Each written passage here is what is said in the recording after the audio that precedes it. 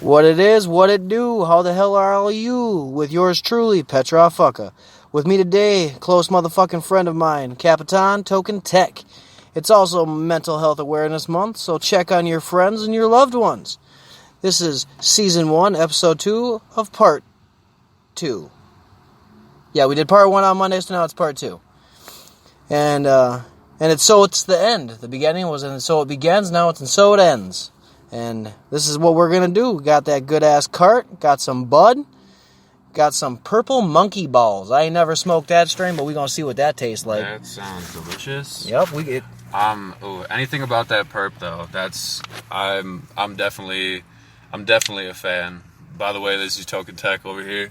Just thought I'd chime in for a second because I'm always a fan about the perps, because there's people that do it where they freeze the bud and get it to go that way, but that natural perp where it just, you can tell it grew out of that, and it's just perfect. Oh yeah, this perp, I grind it up, man, and you could see the perp just grind it up. Dude, I believe it when I was lighting it up. it was bomb, bro.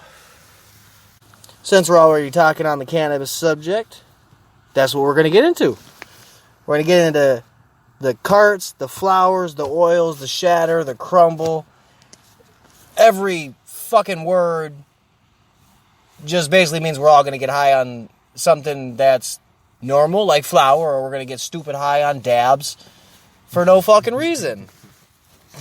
Well, then we got people who are also trying to use the CBD, and everyone's like, well, I don't know, maybe I should, maybe I shouldn't. And honestly, to me, I feel like CBD can be used in certain cases, but I feel like a lot of the aspects of marijuana where it comes into like the medical treatment hasn't been tested with the female plant, because CBD comes from the male plant that really only produces seeds, and it doesn't produce THC, but it still can give you that body effect. But when you smoke the female plant, which obviously gets you high, that's one of the ones that can actually give you some of the more beneficial like factors from it, like helping with seizures and stuff like that. Yeah, I would definitely have to say my thoughts on CBD. It helps, I guess, if you really have issues with anxiety and depression. From what I've heard some pretty decent people talk about it, talk it up. I'm not a big fan of it because I partake in the actual flower and plant itself. So right. That's kind of what we're doing right now. Exactly. Got the steamroller lit. It helps keeps me mellow, bro. Exactly. I would definitely say everyone says it's their daily medicine. It keeps them mellow. It makes it so they're not anxious. It gets me hungry when I need it. Exactly. If you don't have an appetite, it's going to give you one. And I remember when my grandma had lung cancer. God rest her soul. When she had lung cancer, they gave her THC tablets. They didn't get you high, but they made you hungry. Mm. But she didn't like them motherfucking things either. Anything that had to do with the plant, she just did not like. Right. But then again, she was from fucking 1930s and shit, so definitely wasn't something that she was fucking gonna jump on board. School. Exactly.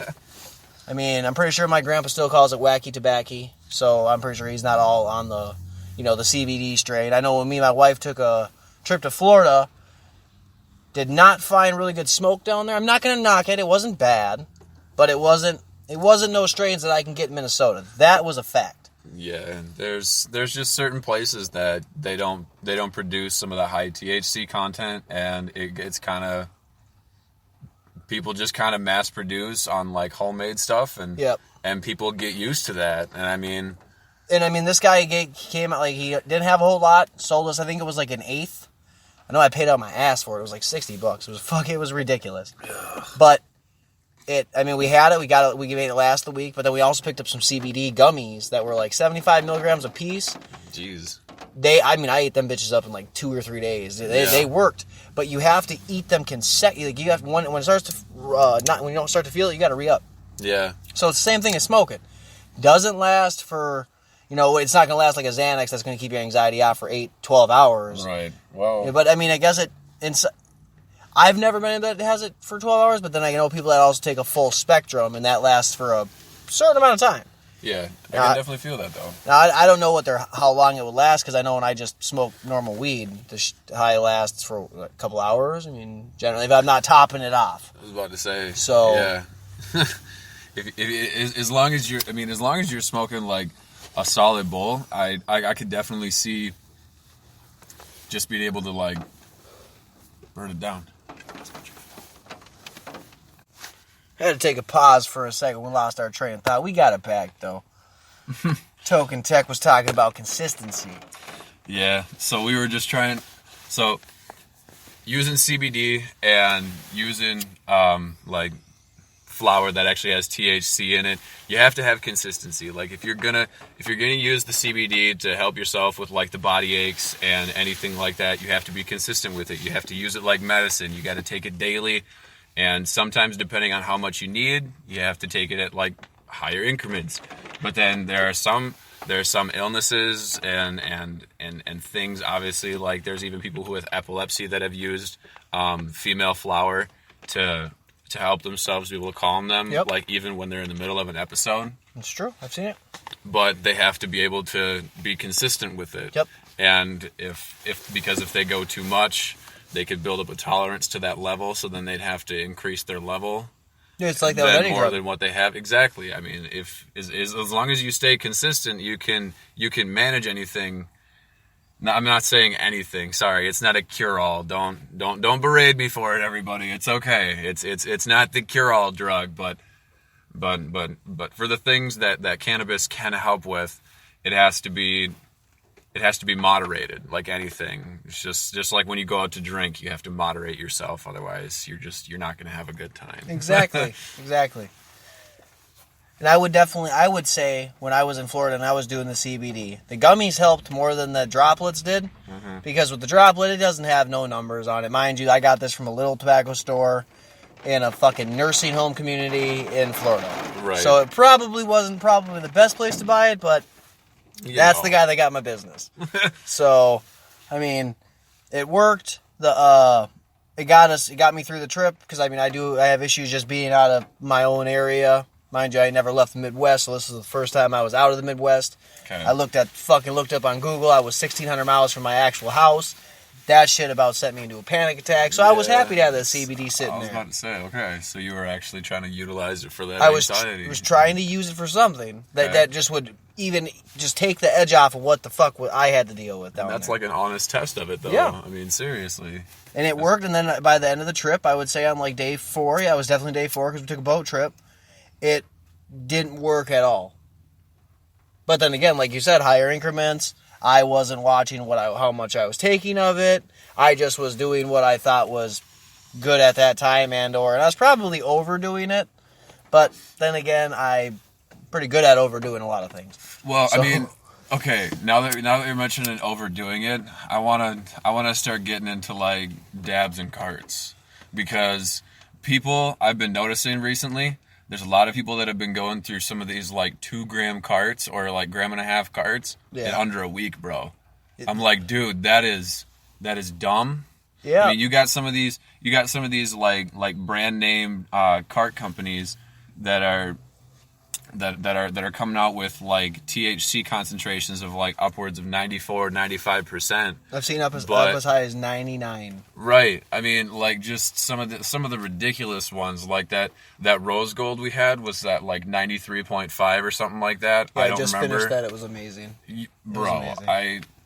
It tasted like heaven in your fucking mouth. I can't describe the taste, but it's so good. There is a heaven, and it tasted just like that. Like if fruit and weed had a baby. Exactly, if fruit and weed had a baby. But it's like a flower. Like, I don't know, dude. It was almost like it was like it's like if fruit and flower had a baby, and then weed found that baby, had it grow up, and then that baby fucked that plant. That would be rose gold. Great. Feel it. Generation. That shit was beyond fire. I know I had to go out of my way to get that cart. I described that to my wife, and she was rather jealous that we were smoking on that. and I would say for the carts, some people, I mean, now that there's choices, there's carts, there's oil, there's flour. A lot of people went from flour to oil, so that's why they buck through the 2-3 grams of oil in a week. Because that's what they have. I mean, and they got used to do it. And I mean, a lot of those people, I guess, that I'm mentioning now that I think about it, those people were kind of smoking like upwards of almost a half of an ounce, like in a week or two even. Yeah. So I mean, I could totally see, like, I don't know. I mean, I guess it also depends on how much you're just gonna puff on it. I mean, like, I feel like some people just are kind of going too hard.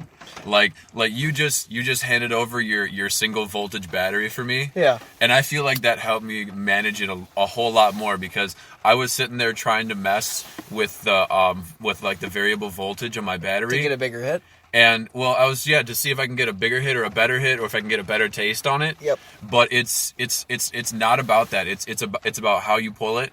And like sometimes taking a space in between and letting the coil cool down while you're in the middle of a pull. Yep. So that you actually get like the full taste without overheating the coil. Yeah, I lost. So. Oh, you can keep going. Yeah. So I mean, it's just.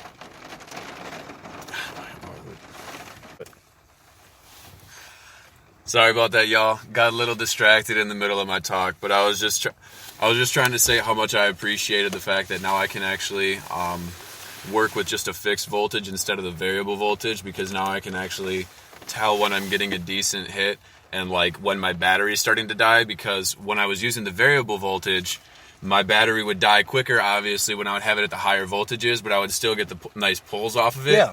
But then obviously when I'd turn the battery down, I'd still get some decent pulls out of it, but it wouldn't be as potent. And that's kind of more like what I was looking for, but just being able to rock that like single voltage and then just pulse it. Yeah. And just learn that single voltage instead of sitting there trying to fuck with it. And then obviously getting a new cart, it's like some of them, I mean, like they're all supposed to be the same consistencies, but not every bud's going to be the same sticky. That's true. I mean, like it's all supposed to have like resemble kind of like molasses or something like that. It's supposed to kind of like move slow in there, but you can't say it's all going to burn the same. And say like even the cart I have now, I even will say like the consistency of the oil, that shit literally it's not even on. And that shit just is rolling down. Right. So, I mean, I'm not knocking... I mean, it's a dank cartridge. They're all pretty bomb. I'm not going to knock them. Yeah. And granted, we are in Minnesota, so it's not like we got a dispensary down the street that has 50 different brands. You know, and we're not getting the Cali plug every other day. No, that's definitely not happening. That's what we hope for, but that doesn't always happen. So, your best bet is just to, I mean... Moderate. I had an iThor 5 battery. The shit worked fine, except it came with this little brass adapter that connected to the bottom of the carts. I lost that fucking adapter somewhere in my fucking room. Oh, bro. So, that little adapter isn't the size of it's smaller than the size of a dime. Mm-hmm. So, chances of me finding that thing anytime soon, slim to fucking none. So, I had to go out and get me a fixed volt battery. I don't even know the name of this battery. Told the guy in the store, give me the cheapest one you got that gives me a decent hit. Pulled this bitch out, gave me $10. Boom. And yeah, it was definitely a struggle to figure out like that, because the first time I hit, a couple times I was like, God, this shit just sucks in comparison to having a battery that burns at 3.4 versus whatever this thing burns at. Right. And I almost will guarantee you it's not at 3.4. It's probably like 2.5, 2.2 or 2.3. Oh, maybe. Maybe, he says. Because I gotta hit this till the light blinks in order to get like a decent hit. But then again, that's kind of what I thought. Maybe thought back when hash first started coming out and they had the first pens that you could put the oil in. Yeah. And not that they don't have now, but way back when they had no fucking batteries, you could just go buy. And so, I mean, I remember friends were like, yeah, hold it till it blinks. Right. Now, that's if they wanted to see you die. Right. I mean, that's just like, hey, you hit this dab. Yeah, be a dick. Like, here, hit this pure dab that I just put in here. No, it's totally fine. And then, most of the time you're like, okay, let's do it. I got this. I remember the first dab I took, I coughed for probably a solid 15 minutes. Oh, dude. And they're like, do you want another one? Do I want another? Do we have a blunt? Do we have a joint? Do we have something? A bowl? I feel like a dragon, bro. I'm gonna breathe fire. You think I'm gonna ask for another one? You're lucky I don't break over a fire hydrant right now. Get out of my way. I'm drinking out of the sink, dude. And we were in a garage. This shit had to be middle of January. The garage didn't have no heat, but that's where they had to smoke. So they had to start a wood stove. So we're all in there freezing our nuts off our feet. It's cold out. They're doing dabs. And I'm thinking this glass is gonna shatter. He's like, nah, bro. the fucking, the counter, it heats up. What? That's what heats up in here. The first thing is the goddamn counter. Not the floors, No, not the ceiling, not like an oil heater, you care about space heater. Something. And I'm thinking like I told the homie on the way home, like, because I'm pretty sure my toes were frostbitten. Like, next time you gotta warn the homie, like, you got friends coming over, you gotta turn the shit on. Like, it still's not hot in there. We were there for like an hour and a half. I remember thinking, like, I just want to go home. My feet are cold, but damn, the weed's pretty good. I've really never done that. And I'm thinking, I could have been... Bro, it's all about that weed being good. You have no idea how many times I've been at my guy's house, and it's been like, yo, I'm going to try and pop in and just pop out, like, get a good quick night in or whatever. And it's like 45 minutes later, we're 3 bowls in, and he's asking me if I want to hop on his PlayStation and play cross-platform and do some gaming or whatever. I'm like, dude, are you serious? He's like, oh, I got another bowl pack. It's like, oh, fuck, I can't say no. Exactly. And that's got to be one of the hardest things to do is, like, when you're like, okay, I have to go, but I would like to stay. Mentally, I want to be here, but I have to physically get the fuck up out of here. I can't do this. I'm high as shit. Like, I'm not kidding you. That one Super Bowl, man, we had to have smoked probably just short of like a half ounce. And then like 3 grams worth of dabs. There was no reason to smoke that much, but I just felt, you know what, I thought my team was going to win. I guess it's time to take a nap. It's nap worthy. I've been smoking since I was 15. I'm 26. So, I mean, good amount of time. Remember the first time you got high, you woke up high? Oh, yeah. Yeah, this high, that day, I woke up the next morning fucking higher than the day before. Oh, just letting it build. And then the wife, what she's doing, she's in there smoking a bowl, like no one's business. I'm thinking, she goes, you're the only one that took like 10 dabs. And I'm just like, thinking like, did that happen?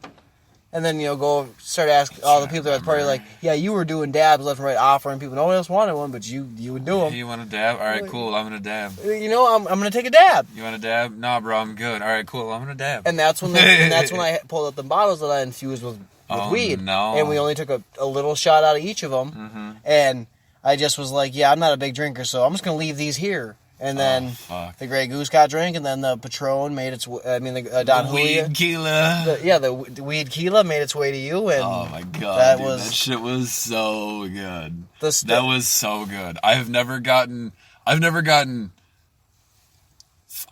fucked up that kind of way before. Like, that has to make me, like, I have to think about it. Like, sorry about that, y'all, but getting fucked up that kind of way, like, and I mixed it with, like, Don Julio and this pineapple apple juice, which had, like, pineapple apple and orange in it or whatever, and it killed the burn of the tequila, and it was all just the fruit and the weed, and then I was starting to get drunk as I got high, as I was getting drunk, and me and my one buddy were able to finish that in one night. And I didn't even have a hangover the next day because I was just level-headed, went inside, had a pizza, and then went to fucking bed, bro. Like, I was feeling so good. Could the amount of weed in the bottle even it out so you wouldn't have had a hangover, maybe? Possibly. I mean, I had to, like, proportion it out with my, like, juice to tequila. So, I mean, it was probably, if I'm being honest, like, it was probably like 25 alcohol, 75 juice in the little fucking, like, Dixie cups or whatever, in the styrofoam cups and shit. Well, yeah. But, I mean, that's just because it's tequila. It sounds like a normal drink, though, too. It's tequila, but the fact that the weed was in there and we had that juice with it, I'm telling you, there was no tequila burn. I felt like I was drinking, like, a juice cocktail. I was like, this is dumb and dangerous. Didn't you finish the whole bottle, too? That night, bro. Say dumb and dangerous. Like, if I was not just with my one buddy, I would have fucked up so much shit. Like, I got to such a good giggly place that I was like, you know what? I'm just gonna go home. like, I'm done for the night. I don't even need it. Time to tap out. It's a wrap. I'm out. And that was after we were out at the bar. Oh my God. I had a couple beers and I was like, you know what? I'm just going to kick it back. It'll be fine. And then we went and hung out until like almost 5 o'clock in the morning, just sipping on it. And see that, and that's why I said, I was like, I just want the story. The bottle is worth a story. Because, I mean, I ain't gonna drink that shit. It just was sitting. Literally just was like, I ain't gonna drink it. Thought about it, like, I didn't have a bag one time. I was like, I wonder if I could drink it and somehow not get drunk and just get high. I thought about it for like an hour and a half. And see, this was like a sober thought. So I was really sitting there contemplating. I was Googling shit, like, maybe how can I, like, somehow get the weed out of it. Like, maybe can I just drink this, that, the other thing. Yeah, I mean, it was a pretty... making it was fun. It was the 70th anniversary bottle. And then it was... so I don't even know how much the shit cost. Doesn't matter. And then we seen a video on fucking Facebook of this dude infusing weed in a liquor with some cheesecloth or some shit. We did not use cheesecloth because we fucking didn't. And it didn't matter because the shit still worked. So good. And it was literally a half ounce of Gorilla Glue in each bottle because we weren't going to fucking, we wanted to see if it was going to work, not let's play the fucking test game and put like because the video said an eighth. Well, we're thinking an eighth and a 1.7, like a 1.75. That doesn't even sound right. Like, I suck at math. Took me 5 times to get my math GED. I am proud of that. I don't give a fuck. I'll knuck up over that achievement because I still got the GED. The math was a pain in my ass, but I can promise you I can outread your ass. But when we did that when he said 3.5, I was like, dude, that doesn't sound right. So then homeboy was like, nah, man, we do like a quarter. I was like, you know what? Let's do a half and just call it a day. Send it. And he looked at me like, all right, a half. I'm like, I'll buy the ounce right now. Cut that bitch in half. We'll grind it the fuck up. Put it in the oven for 20 minutes. Decarb it. Wrap it up and do the thing. Let's go. He was like, all right, bet.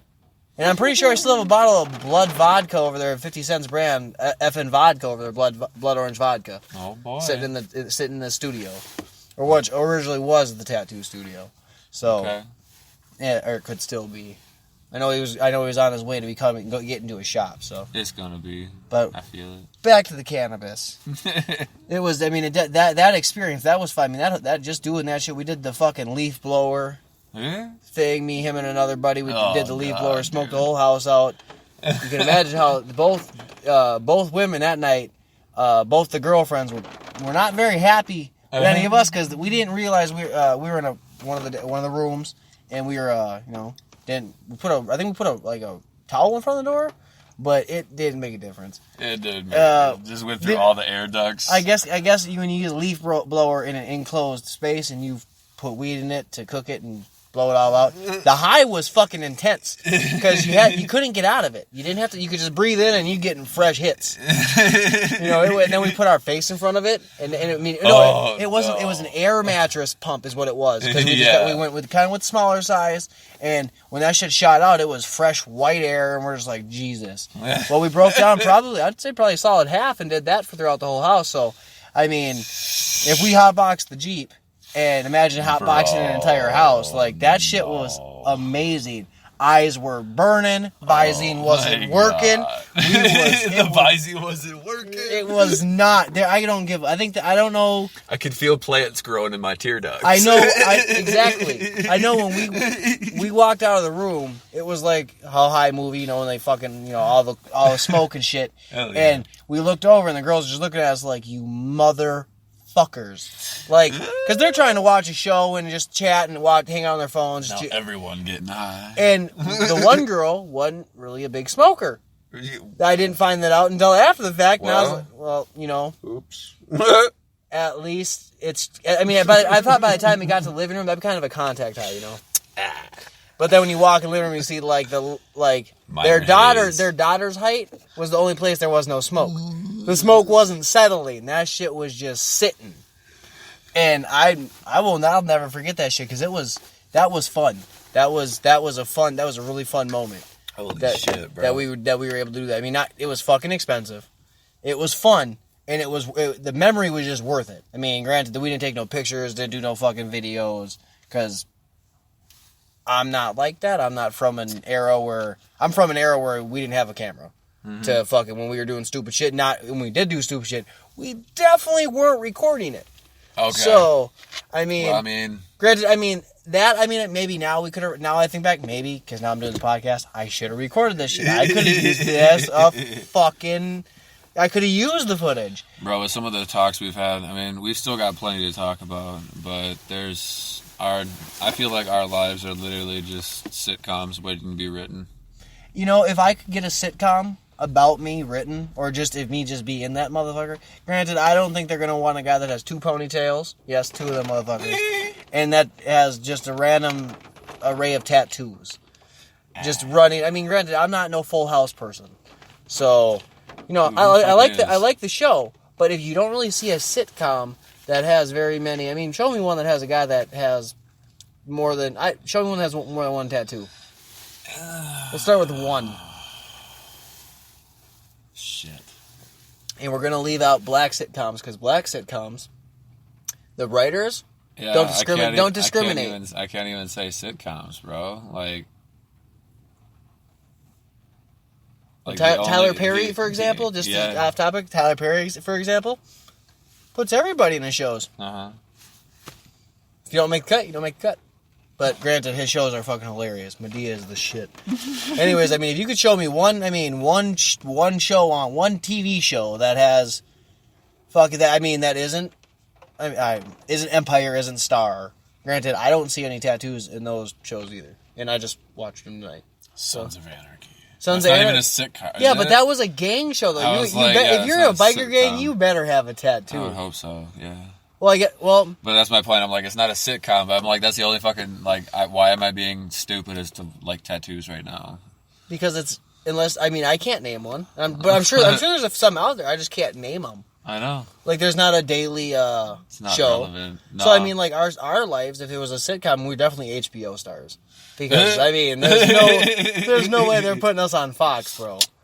I mean, how long did the show How High last on Fox? Oh, shit. A season 2 or 2, maybe? Maybe. And it was fucking classic. I remember camping with my cousin, and we had this little black 8-inch TV that ran on fucking D batteries. The little one. And it was black and white. That's the only show we wanted to watch. My mom was like, really? Why not? We're in the middle of the goddamn woods in Wisconsin with an antenna. And I'm like, you gotta hold it. We're right here. We gotta hold it. Bet. And then the TV died right before the end of the episode. Oh, no. Now realizing that TV sucks the shit out of the battery if you use the TV feature. Yeet. Granted, things from fucking the 70s were probably not meant to be used in the early 2000s. That just probably wasn't meant to happen. Especially a TV electronic that was meant to be sitting in a kitchen. It was like a kitchen counter one that you put, a little screen and shit. Right, no, I got you. It was dope, though. I enjoyed it. It was fun. Good times. Good memories. High times. Yeah, I would definitely say I probably had a lot more fun high times with some cannabis than I ever did. Well, I can't say ever, because I was a kid. So, I mean, half my teen years, from I guess 2 of them at 13, 14, smoked cigarettes when I was 14. Oh, shit. And then nobody really knew anybody that had weed when we were 14. And the ones that knew that, and the people we did know, weren't giving us any weed. Because we were 14. And they just didn't believe. I guess kind of respect it. We made us wait a year because that next year that's who sold us the weed was the same guy that wouldn't sell us weed. But all right, fine. It worked. I mean, I think he knew by then we already found out what drinking was because we were drinking before we were smoking. Mm-hmm. I was able to drink. I was drinking before I smoked weed, and then I found weed, and I was like, oh my god. Oh no. First time I smoked weed was out of a can. Mm-hmm. What was the first thing you ever smoked out of? Hell yeah, bro. Oh no, the first thing I ever smoked out of, my buddy had, he had this little like it was like a little. It looked like a stack of wooden beads like on this chain around his neck. Yep. But then he unscrewed the bottom of it. And it almost looked like a little beehive, but it was a little straighter, mm-hmm. just because it was made out of wooden beads and had like a little metal tube through it and shit. And like he unscrewed the bottom, and there was a hole on it so that he could like take it off from the bottom, turn it at like a 90-degree angle, and then screw it on there, and then smoke out of it. Yep. I've seen that. I've seen those pipes. And like yeah, his was handmade. Like he's like, oh, I drilled these out, glued these together, and used like a little metal. Yeah, he made his own. Like that's some crafty shit. Like, I think the dude used, like, a thimble as, like, a weed catch so that it didn't burn through and whatever and everything like That's that. pretty I was smart. like, dude, hell yeah. Like, better than a fucking pen cap. It was legit, like I'm saying. And we went out, out back of my school because we had a middle school concert up at the high school, and his brother was up at the high school, and they brought me out back. And they were just like, do you want to smoke? I'm like, honestly, yeah, I kind of do. I kind of do. And right before we just got ripped as shit, and it was awesome. And they had eye drops, so like on the way back, we're just like checking each other's eyes, paranoid off our asses, like me and him in middle school. His brother's like a junior or a freshman in high school and shit. It was awesome. It was awesome though. I can't even lie. Like, I will never forget it. Out of all the times I've smoked, bro, I will never forget that. Swear to God. I think your first time is the time, because I can tell you distinctively what my first time was, just like you could. We were in this apartment building on the second floor.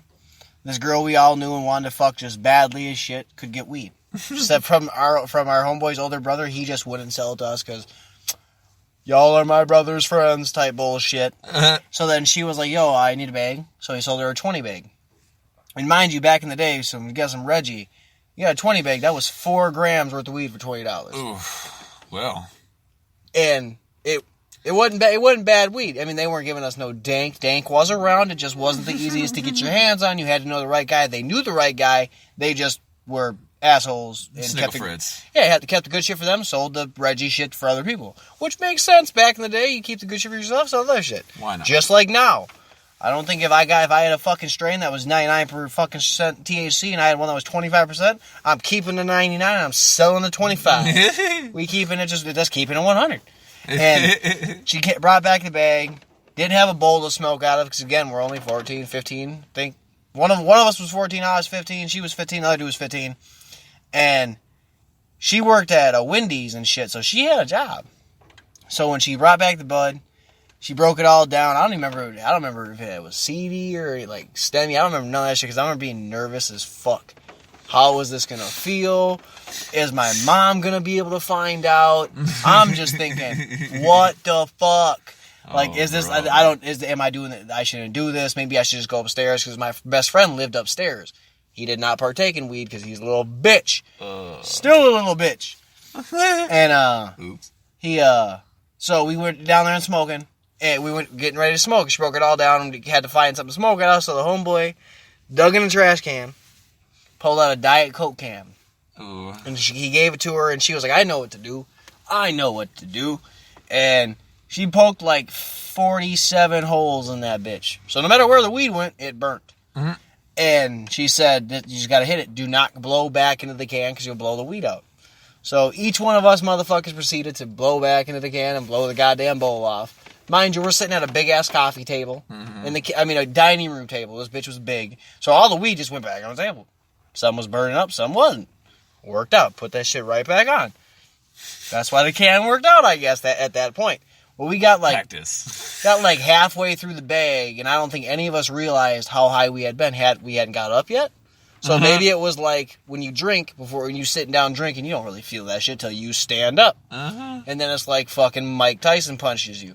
Well, we stood up, and it was like Muhammad Ali beat the fuck out of all of us. We all just could not... We were all swing, clock, clock. Laughing, could not quit doing... Some of these dudes were like 6'3" in like 8th grade. Like, they were big. They're crawling around on the floor laughing, talking about their legs don't work. Me, I'm sitting on the couch just... Go get home. One of them's trying to play... Because one of them had smoked before, and he was kind of a dick about it. Like, I'm superior than everybody. He's a douchebag. He still is a douchebag. Ooh. And, they're all... I have 2 friends from high school. Let's make that shit clear. And the only 2 I am friends with, I'm not going to name them, but they know who they are. The rest of them can lick the devil's ass crack for as much as I give a fuck. Bye. You know, it's pretty much what it is.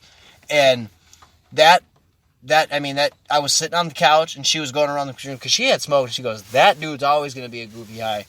Kind of went to the guy that's a dick. She's like, yeah, I don't remember what she said to him, but it really didn't mean much. And then she goes, you're going to be chill. And I'm just thinking, I don't know how to move. So chill is not a part of it right now. My legs, I don't know if they work anymore. And I remember thinking, like, I don't remember how I thought I was high or what it was, but going home, I had to walk like a mile home. And that walk, I don't know if it was short or if it was long. I just remember I got to the door, didn't have eye drops. Had to have been maybe 9:15, so my parents still wide awake. And I'm thinking, run right into your room. Just go right to your room. They ain't gonna notice. Don't say shit. Don't say, yeah.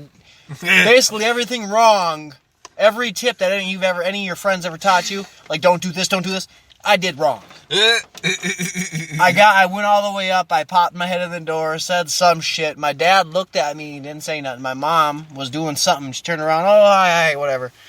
You know, I go into my room, she comes behind me, you know, say good night or whatever it was, and comes in and she goes, well, you have a good night. What's the next morning I get up, you know, all that shit. She didn't see none that night. Next morning I get up, and I'm still high as a kite. I don't know if it's ever going to go away. I'm afraid. I'm kind of like, oh my God, what if it doesn't go away? What the fuck? They didn't say it goes on this long. Mind you, I didn't have a cell phone, so there was no Insta Google. All right. And I had to go to school the next day. I had to go to school. Dude. So I go in the morning, mind you, it's early as fuck in the morning, 6-something in the morning, and getting up, get all ready, I'm still high by 8. I don't know what the fuck's going on. I get to school, by the time I eat breakfast, I'm coming down now. And then all the kids that someone must have been talking about, we got high, because now all 3 except me are getting talked to by the drug counselor. Ooh. And I'm just like, I'm going home. Bye. I literally left, and it was the first time I ever left school, too, because I was like, I ain't getting in trouble for pot.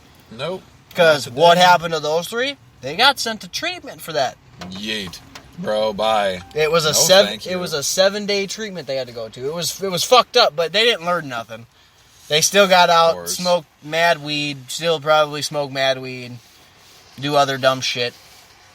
Granted, as adults, I would generally say that every adult does some dumb shit, whether they want to admit it or not, just depending on what that is. And leading with that, I would say that that's where these fucking kids come into play. Swear, dude. Some of these parents, they're not watch. I mean, I'm going to talk from my own experience in my apartment building in 2019.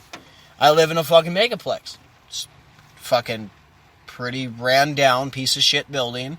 If you've ever been here or been inside, you know it looks like a bad motherfucking acid trip. It looks like The Shining. Body management. Exactly. It's fucked up. And, the parents here, I'm not going to knock all of them. Some parents have a hard time. I'm not going to say they don't. But that doesn't excuse the lack of parenting. You can't let a 5-year-old run around the building by themselves till 9 o'clock at night. That's just not acceptable. That's not acceptable in here. It's not acceptable there or any motherfucking where.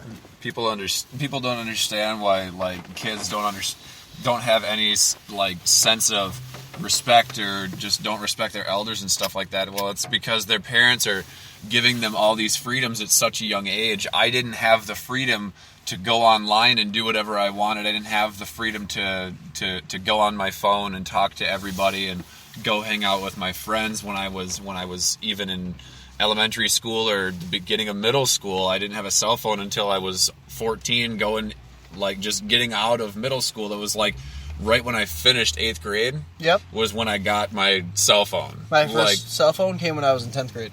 Right. So, I mean, you were a year older than me. My brother got his first cell phone. My older brother, who's 33 now, he got his first cell phone when he was 18 years old. You know? So, I mean... I think, and now, I mean, we live in a generation now where everything is readily accessible by the touch of your cell phone, your tablet, whatever it is. So they say, like, you got to monitor your children more on that. No, you don't give your child that. Right. Like, I'm not gonna say don't give your kid a tablet because there are some fun shit to do on tablets. But there are kid tablets out there. Exactly. There's kid tablets. And not only that, you can make some tablets basically kidified. Exactly. You can restrict all kinds of things. And yeah, there are some things that you're still gonna end up in a fucking rabbit hole of some kiddom. Some just weird shit. Some dark shit that somehow made it through the loop. It's not as bad as some, but it happens. But it's more or less, it's... Like, when I was in 8th grade, there was a few people that I knew, a few kids, that their parents did not give them a curfew. The sister was in 8th grade with me, and her brother was in 6th grade. That boy did not have a curfew. Yeah. And I remember it'd be 11 o'clock at night, I'm running to the store or something with my mom, and I'd see him just wandering down the street. Well, yeah, his parents were, I know his dad worked a lot, probably to get away from his drunkard wife. Well. But it doesn't excuse the lack of parenting. The mom, you shouldn't have been a fucking drunk, or a crackhead, or whatever you actually turned out to be. I never asked, they weren't my friends long enough for me to matter. But I just remember thinking, like, how the fuck are you younger than me, and you get to be out till whatever time at night? But I remember hearing that, like, they would both get arrested for being out past curfew. I love how we started saying these fucking kids, and now it's pretty much these fucking parents. Well, it starts with the parents. Yeah, and the kid just feels entitled. They don't understand where they actually stand in the world. So that's, I mean, why do you think a lot of them have disassociation like problems and like people with bipolar disorders or not? I'm not saying it's directly associated, but when you treat a child like an adult, it raises them in a different manner. Like they're gonna respond differently to you if you're gonna give them different freedoms at a younger age than they should be allowed. That's fucking just, that's plain and simple. Did you ever feel that your mom and dad were your friends when you were growing up? Not that they weren't in your corner or didn't have your back, but did you ever think they were your friends? Not really. And that's same with me. It's not your really. Parents are. My son. I'm not his friend. I was like honestly, I had a little bit of like, I was a little afraid of my dad until I kicked his ass one day. Like that was it. I mean, like I still respect the man. Yeah. But he pissed me off and pushed my buttons and kicked me when I was down, and I decided to haul off and push back at him. That's what I mean. And then he tried to come back at me, and I fucking submitted him. Like, it was just, like, I didn't want to hit him or hurt him, but... You gotta do what you gotta do. Exactly.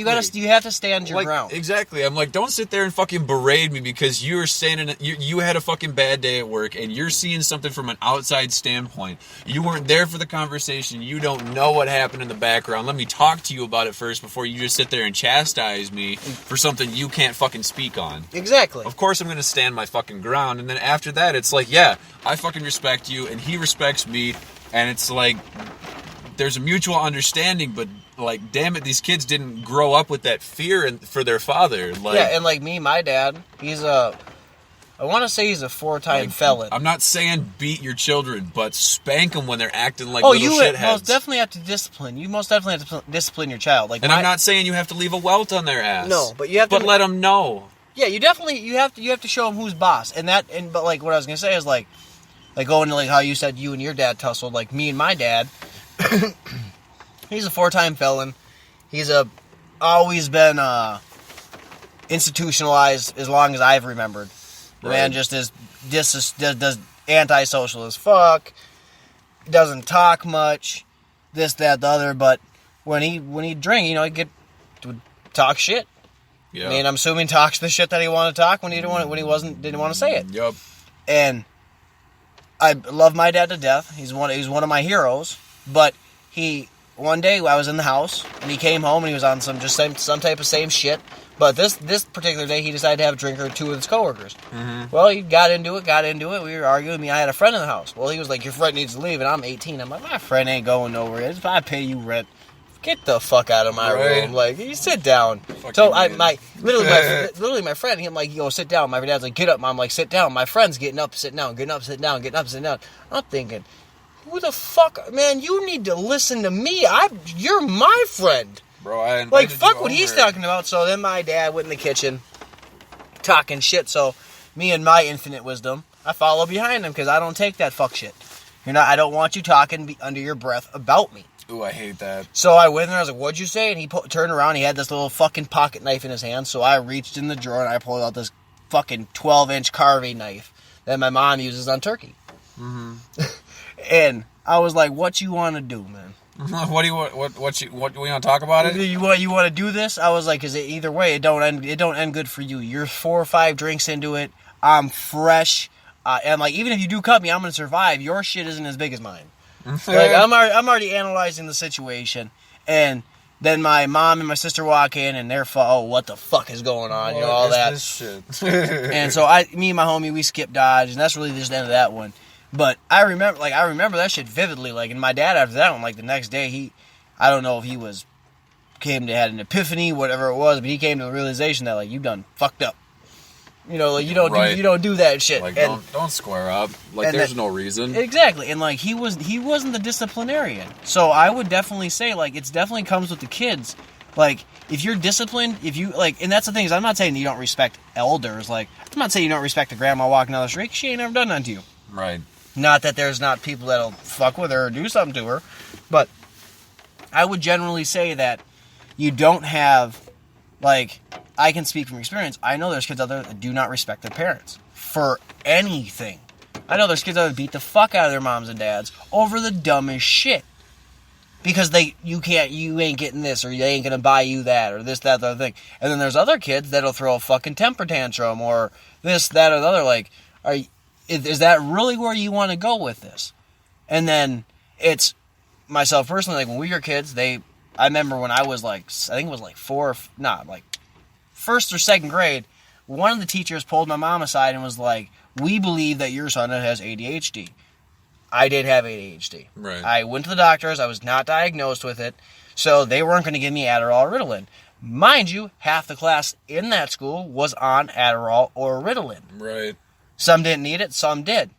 Our generation, we were basically forced Adderall or Ritalin or Vyvanse or whatever the fuck it's called nowadays. Basically, synthetic meth to stimulate whatever mind, body, and soul that Big Pharma wanted. That apparently would focus you. I'm sorry, you're overloading the kid. That was something that was so ridiculous to me growing up, was that when we got into, like, you were getting into middle school, me at the end of elementary school, it was 4th and 5th grade for me when I noticed so many people all of a sudden were like, oh, I've got Ritalin, I have Adderall, I have Ritalin and Adderall, and then middle school hit, and then everybody was sitting there. It's like whoever did have it was like, oh, I only use it for this. And then other people who didn't have it were like, oh, I'm getting Ritalin and doing this. It's like it already started in middle school. Yep. Everyone was trying to talk about, like, the last 4 years. I'm like, dude, this has been happening. This has been happening for almost 12 years. It's been happening for over a decade. It's been happening ever since our generation, the kids born in, like, the early 90s, and even some of the people late 80s, if you will. Definitely, I would say definitely the late 80s. The elder millennials. Yep. The elder millennials were just... They would not classify themselves as millennials, so right. Let's not classify them as that. We will just say that you guys are just 80s babies, because you guys seem to enjoy that statement alone. So y'all are 80s babies. But regardless, it just... To have it be force-fed that much, and then to go from something like Ritalin and Adderall, and everyone's now finding out the after effects of that, and then they're switching over to something like Xanax. It's like, and like, you're feeding all these synthetic drugs that are really just masked terrible things. I mean, you're rewriting the chemical balance of a child's brain when you're introducing such. I can't even begin to, like, go into detail, dude. I'm starting to get worked up about it. Well, that's fine. You can get worked up. That's what this is about. That's what it's about, is getting it out there. Hotbox Talks. But it's Hotbox Talks. That's what it is. It's a hot box, and we're talking. And for me, like, I mean, my son, he goes to school, and they said, I mean, mind you, he's young, and they said that he shows signs of depression. My question to them is, how can a 5-year-old be depressed? And I'll ask anyone this, and I will argue this with anyone. Show me a 5-year-old that's depressed. Now, mind you, the 5-year-old can't be a 5-year-old that was addicted to heroin when they came out of the womb. They can't, because that's not the same thing. My son was not addicted to heroin. My son was born healthy. Good to go. Let's go. Send it. That's what it was. But diagnose somebody based off what? Yeah, you can't diagnose. Like, that's what I think is, like, anybody can show signs of depression. I mean, I have seasonal depression. I hate when the sun isn't out, but it's only for long periods of time. And I can go get my vitamin D, my sunshine, other places. Otherwise, I put my big boy pants on and I suck it up. I'm not talking about the people that actually have a chemical imbalance. Some people really need it. Really need it to cut the edge off. And those are the people that function on it and don't abuse it. They use it for exactly what it is. Now, I'm talking about the kids that go out and decide that they're going to take a Molly and a Percocet, or a Percocet and a Xanax, or let's go take an Oxycontin and a Value. Just because we're going to Starbucks. You know, just because we're going to go hang out and, you know, fuck around with the friends for a few hours. You know, I remember what it's like. I remember what it was like to be treating it like it's a joint. Like, exactly. It's not. You're playing with. I'm sorry. These are big boy drugs. Yeah. These are not drugs that are meant for children just to get their fucking hands on. That's why it says it on the fucking bottle. Shit's worse than nicotine. And that's the thing is, like, I mean, like, I've popped Xanax before, but I popped it to forget things. So when I woke up the next day and I didn't remember, trust me, I was thankful. But then when I heard this horror stories, you think that shit made me feel good? No. So I know the same, this kid's like, I know you don't give a fuck about the horror stories. You won't now. You probably won't when you're 18. But when you're in your 20s, you're going to think back. You're going to think back hard about that shit. And it's going to suck. You're going to realize that it did affect you. You're going to realize where it affected you. And you're going to see, like, how it fucked you up. Like, people just are talking about, like, oh, don't live with regrets. It's like, yeah, well, kids are making split-second decisions because that's the cool thing. And with media hyping up, like, the newest headline and stuff like that, it just...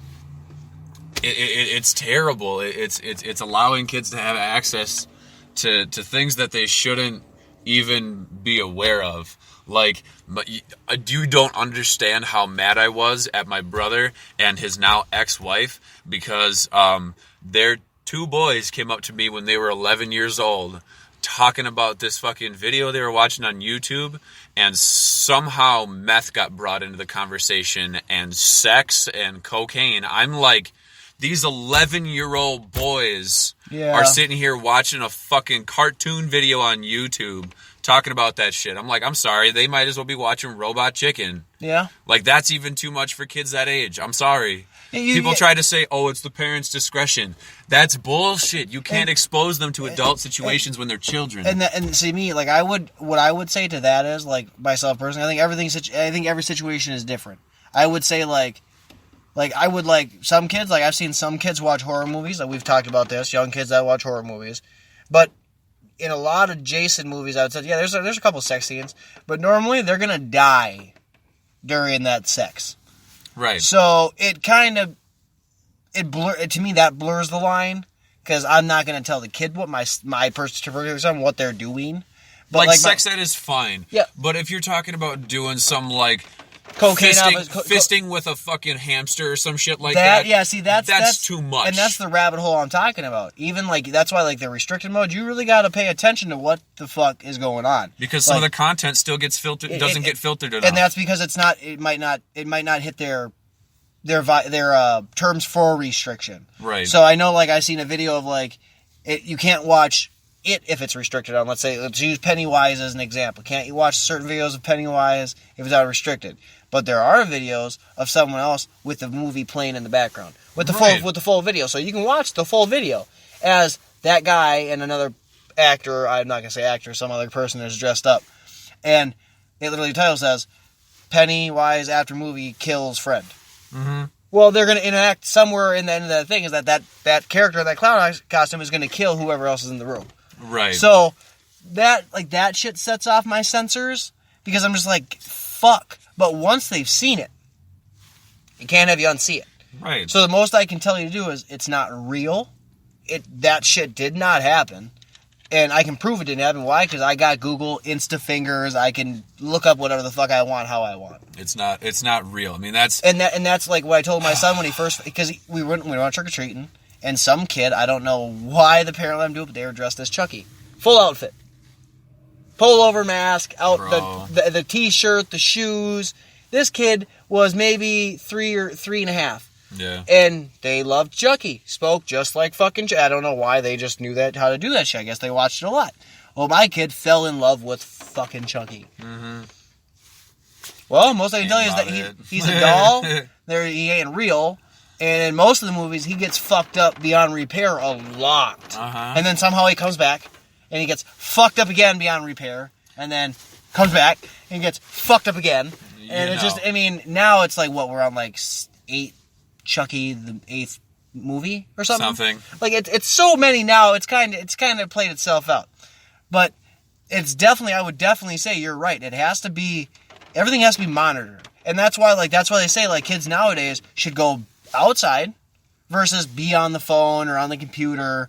I'm not going to say not on the video game because I like video games. And when I was 11 and 12 years old, I loved my PS2. Right. When that was a fucking godsend. It's not that I didn't have friends, but I didn't live close to them. They didn't live close to me. And again, like you said, it's not like you hung out with your friends every day after school. But you've got these kids nowadays, under like high school age that are binge playing for 4+ hours. Hey, well, see, like they get home and some of these kids go straight to the online. And that's the thing, is there has to be a rule. Like, I don't give a fuck if you want, like, there's a bedtime. You have bedtime.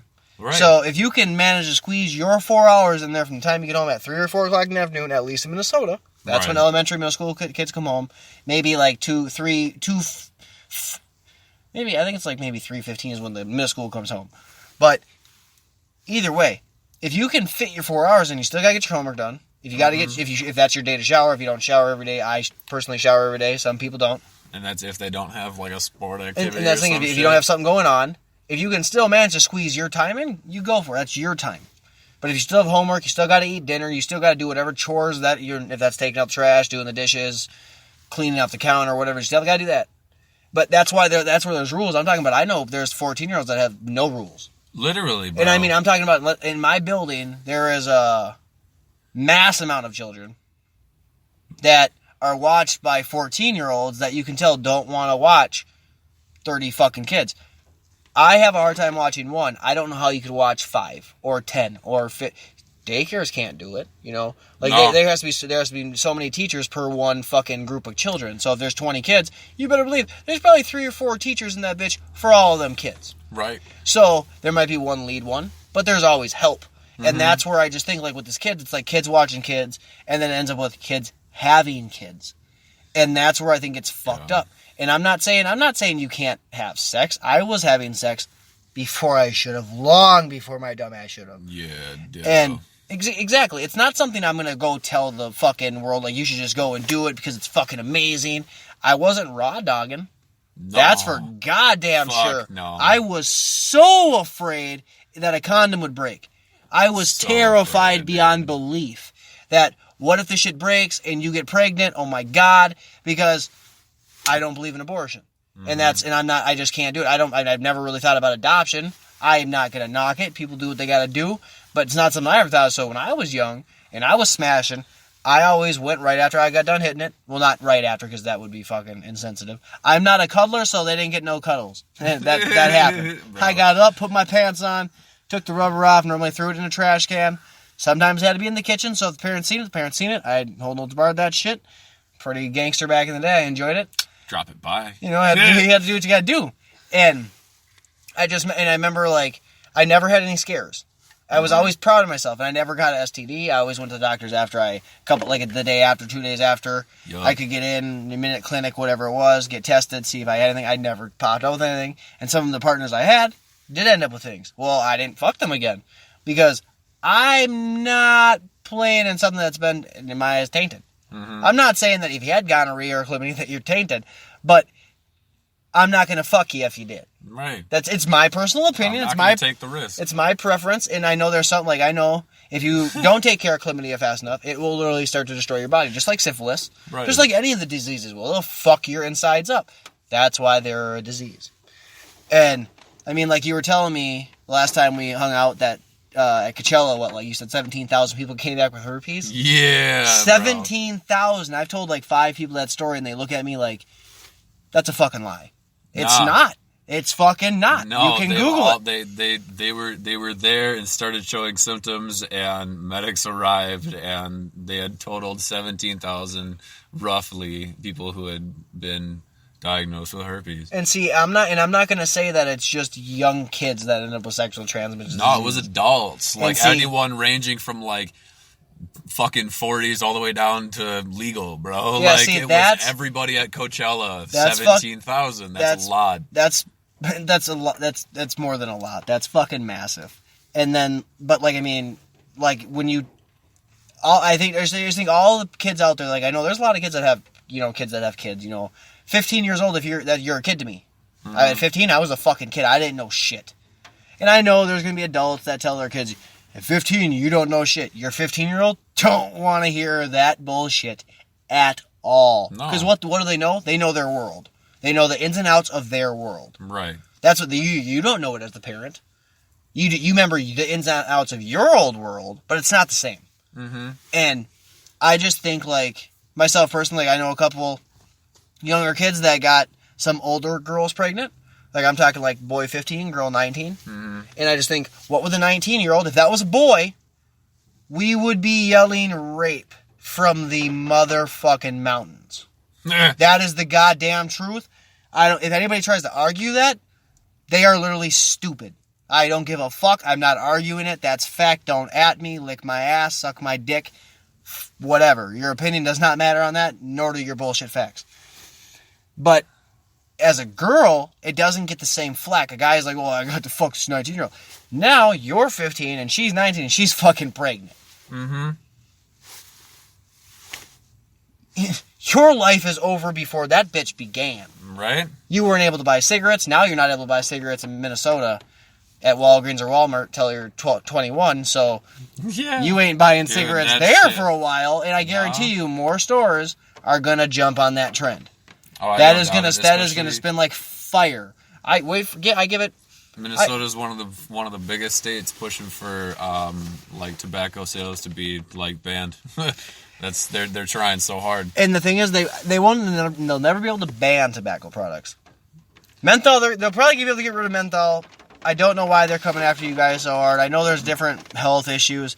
As a smoker, I do not keep up on that shit because, trust me, like the rest of us, I don't give a fuck. I know what I'm doing. Smoking is bad for me, and I don't really want to hear about the issues from it. Mm-hmm. I'm pretty good on that.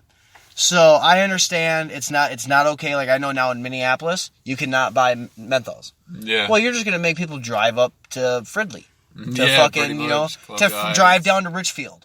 They're just gonna go to another city to get it until the whole state backs it. Yeah. And it, like you said, Minnesota is they're pushing. Minnesota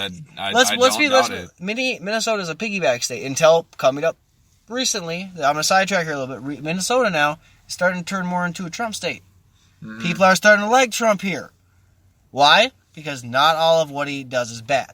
But those kids, I remember being 14, 15, having to get cigarettes. I could go into a liquor store with an adult, and the adult, I didn't have to show ID because I was with an adult. Well, I would steal the cigarettes that sat in a basket that were expired.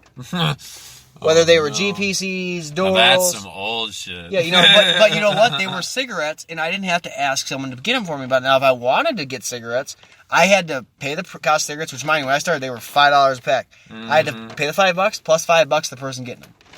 Mm-hmm. It was not an easy cost, so I paid $10 for cigarettes before. Yeah, exactly. It ain't a shot. You did pay $10. And it just was I'm not saying cigarettes are a gateway.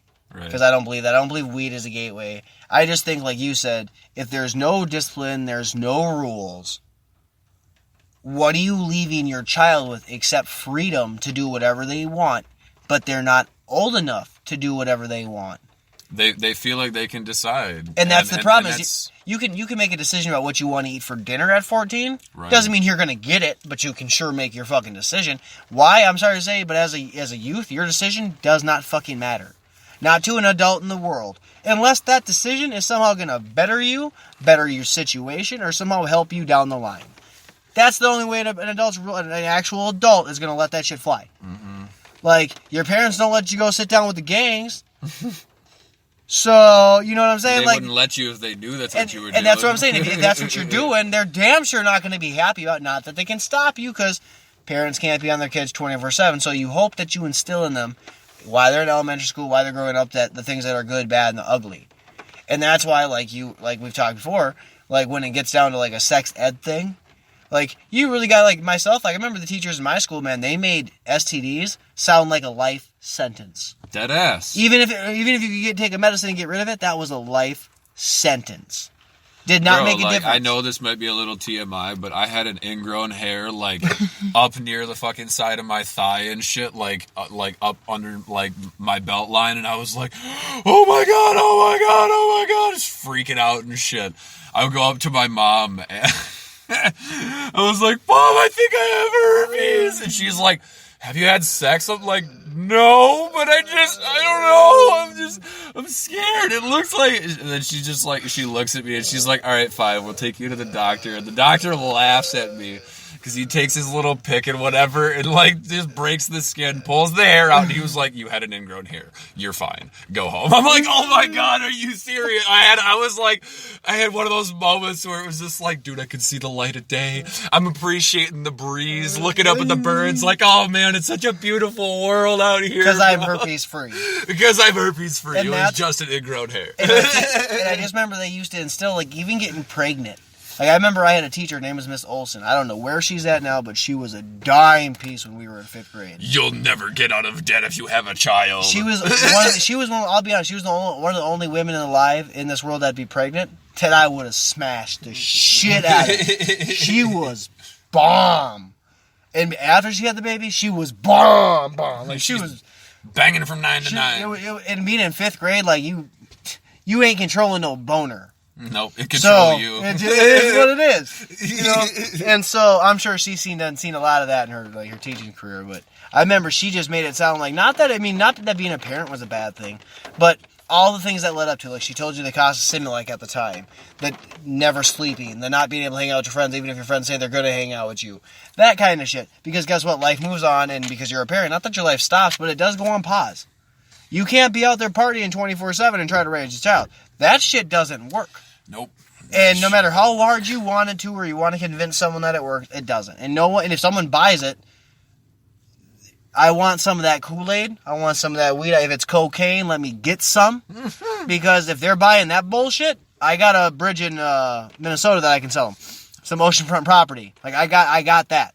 When a bridge goes over the oceanfront property, Token Tech has seen it. It is legit. It happens. Swear to God. You know, even though it might be in our imagination, that shit's for sale.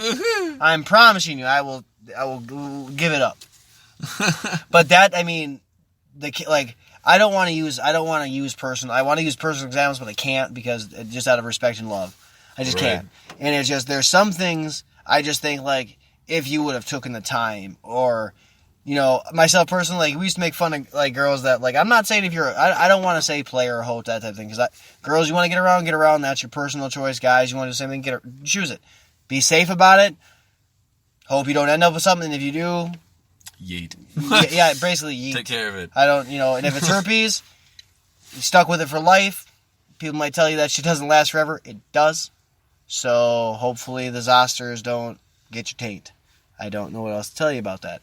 But that, I mean, just the, like, I mean, even in my building, I could say I've seen teenagers outright disrespect adults without question. I don't doubt it. And I kind of expect it from a teenager. Mm-hmm. Granted, I was called an old man by, like, a 7-year-old.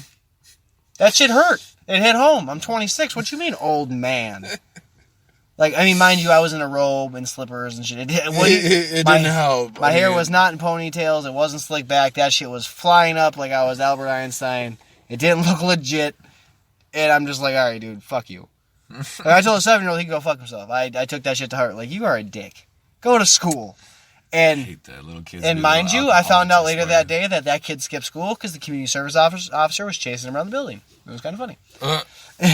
And, but I mean, it's just I just remember, like, when I was told from my elders, you get up and give them your seat. You know, that type of thing. Like, you don't talk back to them, you don't swear on them, you don't spit in front of them. Not that you ain't gonna spit, but, you know, obviously there's an old woman there, you don't fucking spit right in front of her. That's kind of a dick thing. Yeah, right. There's certain, just like, you remember that movie, Tall Tale? I think so. It was on VHS and shit, where it had the Paul Bundy with the blue fucking thing. Yeah. No, and he said there's laws of the land. You don't spit in front of women and some other shit I can't remember. I just remember the spit in front of women, or swear, or spit in front of women, or fart, some dumb shit. It was whatever. It was along the lines of just don't be a pig, basically. Vulgar. Yeah, vulgar pig. My mom would call you a pig if you did some nasty ass shit. And That's what I would think, is you just don't do those things. And kids nowadays aren't taught that. Like you said, there's no curfew, there's no general rule. Hit this. It's shortcake. Go ahead, bro. You gotta have fun trying to tamper with it. It's but I wouldn't say the kids don't have a chance. But if your parents aren't disciplining you the general way that a parent should, I'm not saying kids don't have a right to have their personality and have some kinds of freedoms here and there, but you got to show them, maybe the way that a parent did. Like, I know some parents didn't go out, didn't do a whole lot when they were kids, so why would they go to a park now? Go ahead, bring your kid to a park and chase him around the park and see how much fun you have. Your legs, back, and head are going to hurt the next day. I promise you it's going to suck dick. But that's why there's Tylenol and there's Advil. You have Percocet, take one. Do what you got to do. Weed. Exactly, a little bit of weed too works. I'm not against any of it. Want to try the battery for a bit? No, I'm good. I like this battery. We're good. But like, I just think, like, I remember I had some relatives, and I think they were like 12 when they started smoking. Yeah. And I'm just like, Jesus. And I'm talking like 12-year-olds smoking weed. Like, what problems could you have? And not that 12 years old you can't have a problem. I'm not saying you can't. I'm not saying you can't have a real life problem. Right. I'm not. But I'm just thinking in my head, like, I know y'all don't, though. Like, I know. I keep up on family. Like, I know. Mm-hmm. I know what's going on. Why y'all smoke? Let me get a bud. Shit. Like, if you gonna let me partake, Are we all doing something? And that's the thing, is like, I respect them. I love them that they're out, everybody has their own thing. But, I think more about the kids that just get to run the fucking gamut. Like, over here, I don't know if it's over by you. I remember back in the day, over by where you stay, I remember being a teen over there, man, back in the day, and kids were just pretty much, not that they ran the neighborhood, but they definitely ran their blocks. You know what I'm saying? They definitely ran between wherever the fuck they were going, and that didn't, over here, I'm sure it's still the same. I just see that in my apartment, I can go downstairs to the vending machine at, let's say, 2 o'clock in the morning to get a pop, bag of chips. There's 3 or 4 teenagers, not 16-year-olds, 14-year-olds in the hallway. Yeah. I know y'all trying to find a place to fuck. I'm for sure that's what you're trying to do. The laundry rooms used to be open all night. They're not now, so you ain't fucking there no more. That's excessive, though. But that's what it turned out really to be, and that's where, I don't know. There's some kids. I just see the generation where it's going. If they're fucking high on perks and Xans and smoking meth, doing Addies, doing heroin. You can only do so many uppers before you just crash. And that's the truth. You can only do so much before you crash on anything. Yeah. And that's just where I think, like, it's. I pray they, whatever school, somewhere that realizes pushing them on Xanax isn't going to help even at 14. Like, I'm not saying that you can talk everyone off a ledge. I'm not saying that, but some of those kids don't have a fucking chemical imbalance. Mm-hmm. Some of them are just assholes. Some of them are working you. They want that Xanax. Why? Because if you can get it, you can sell it. And if you get a teacher's recommendation, a doctor might follow up on that. Pretty solid chance they do. Seeing as how shit goes hand in hand. Mm-hmm. I remember when I went to school and I got kicked out, they said I had to go see a doctor to come back. For what? I didn't hurt anybody. Well, I did, but that's not the point. It was that particular time I didn't hurt anyone that day. I had gotten into a fight previous that week, came back. That day I had just a fucking big ass issue during a lockdown, ended up leaving the building. Fucking cops came, My mom tried to get me back to go back. They're like, well, he's on technically a hiatus. The fuck is a hiatus? Basically, you're not coming back ever. It's just a nice way to say it. So I went through all their leaps and bounds. I ended up getting on a Zoloft. That shit about made me whack myself like 7 times. I'm not gonna lie, because I'm not a suicidal person. Mm-hmm. So when I'm telling my doctors this, is like, oh, we gotta wean you off, but it's still gonna be bad. Like, you gotta just, and then give me something else that like helped. Like, I had to take the Zoloft to wean off, and then I had to take something that blocked it. Weird, it was fucked. Yeah, it was weird. It worked. Yeah. And then I just quit taking both of them one day because I was like, nope, I'm just gonna booze. Booze will work. Booze will work better. Because it was like I was on them for like a year, probably a year. Yeah. So I had built up a solid amount in my system. So that's where my doctor was like, I can give you this thing that kind of blocks it. Doesn't like I don't remember what his wording was, mind you. I didn't give a fuck. It didn't matter. I was 16. I wanted to just leave. You weren't doing what I wanted. Fuck you. And then when I found, like, that's what it was. And then I found if I didn't liquor, I liked liquor a lot. And then I got in a lot of trouble with that. And then I've seen a lot of youth get in just trouble with that, even in my own building. I'm using my building as, like, a gigantic example because it all happens here. I mean, I've had people have been murdered here, raped here. I've had CPS comes here at least once a week. Like, even if it is not for, I've seen them knock on family doors that don't have kids. Doesn't matter. So someone's just calling them. Doesn't matter what state you live in. Doesn't matter what city you live in. But I mean, like here, it's just because there's so many people. You see so many different families and so many different like I see. It's all about. I see preschoolers in the morning get on the bus without parents, outside. What is your 4-year-old doing outside by themselves?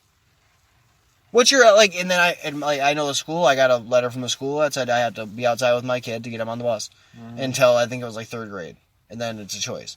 But there's other parents. Your kids are out there with no adult, no sister, no sibling. But I'm not knocking. Even still, like even up until like elementary school, like I don't know. I just feel like I'd want to be there for my kid at the bus. Like even up until they're like at least 10 fucking years old. 9. Oh, I was gonna say like for me, dude. Like I'm telling you right now, when you have kids, I got my kid on the bus for the first time, and I find myself to be a pretty hard person. Like, not shit, a bunch of shit makes me cry. I'm pretty desensitized to a whole lot of shit. So when I see him get on the bus, though, that shit made me cry. And then every day I get him on the bus now. It's easier now because we've done it so many fucking times. Right. But now we wave goodbye. But it's still heartwarming to see him get on the bus even after, doing it 100 times. Right. Like, the shit just doesn't get old. Mm-mm. And that's where I think, like, I mean, mind you, when my kid's like, okay, you ain't coming to the bus stop with me. Yeah, all right. I'll watch from down the way. It's supporting your kid. Like, I'm just watching, just to make sure nothing... Like, me, I've always thought, like, for my kids, I'm always going to be in your corner whether you want me there or not. So, like, in myself personally, I just know, like, and this is another one, like, this was another topic that we were getting into with kids, like, the kids that don't know how to fight nowadays. They would rather shoot you, stab you, jump on you. I'm not really more so worried about the shooting or the stabbing, because you've had to have pissed someone off really bad if they're going and bringing it to that length. Like, if you know homeboy can't fight and you keep trying to whoop his ass and he pulls out a gun, what do you want me to say? He can't fight. If you knew he couldn't fight and he pulled out the strap and he got your ass with it, what did you think was going to happen? Now, most people aren't really versed with a knife, so when they pull it out, they really don't know what the fuck they're doing. They're doing it for intimidation purposes. But if they get your ass with it, you're going to fucking bleed. So, I mean... You teach your kid how to throw a solid fucking punch and you pray to the gods that he knows what he's doing with it. And most time, it's pretty natural to throw a goddamn punch as long as you teach the kid how to throw the punch. And one of my things is like, I've been jumped. That shit ain't fun. Nah. I mean, granted, I say it like that because when you open your eyes and there's fucking 3-4 fucking feet coming at you at once, this shit is real and it hurts. So, like, one of my fears is, like, I wouldn't want to see any of my friends or my family ever get jumped on. So, like, I'll happily stand there and watch. Like, I ain't got a problem.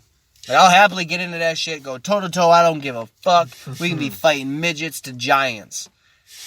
It don't matter. I'm going down with mine. Like, that's the way I am. Exactly. And that's, I think, like, nowadays, like, you can teach your kids, like, I'm not going to teach my kids to initiate it. Yeah, not to initiate it, but I would also say, like, they will defend themselves. Exactly, you got to teach them how to at least defend themselves. So they'll stand their ground. But I would definitely say, like, this kind of came to my mind, like kids with the guns, and then there's like the gun talk that just has not ended for like the last 3, 4, 5, 6, like the last decade. You've been on this gun talk. Let's regulate. Now they want to make it so you have to have federal ownership licenses, this, that, the other. It's fucking insane. Not to mention Chelsea Handler mentioned fucking that it's all Republicans' faults because of the Colorado shootings and this, that, the other thing. I'm for guns. I'm all for the Second Amendment. I'm for everyone having the right to defend themselves with whatever force they deem is necessary. if you think that they just deserve a jab in the throat or get pistol whipped or they deserve a double tap or fucking one to the back of the dome, that's at your discretion. I'm not going to knock you. Especially if they're trespassing on your property. Especially if they're trespassing, if they're doing some shit that they're not supposed to be doing, like beating your kid up, fucking you up, raping someone. In Perry Saturn's case, wrestler Perry Saturn was harassing. Like there was one time, my older brother got harassed by someone when he got back to the house because they followed him home. Yeah.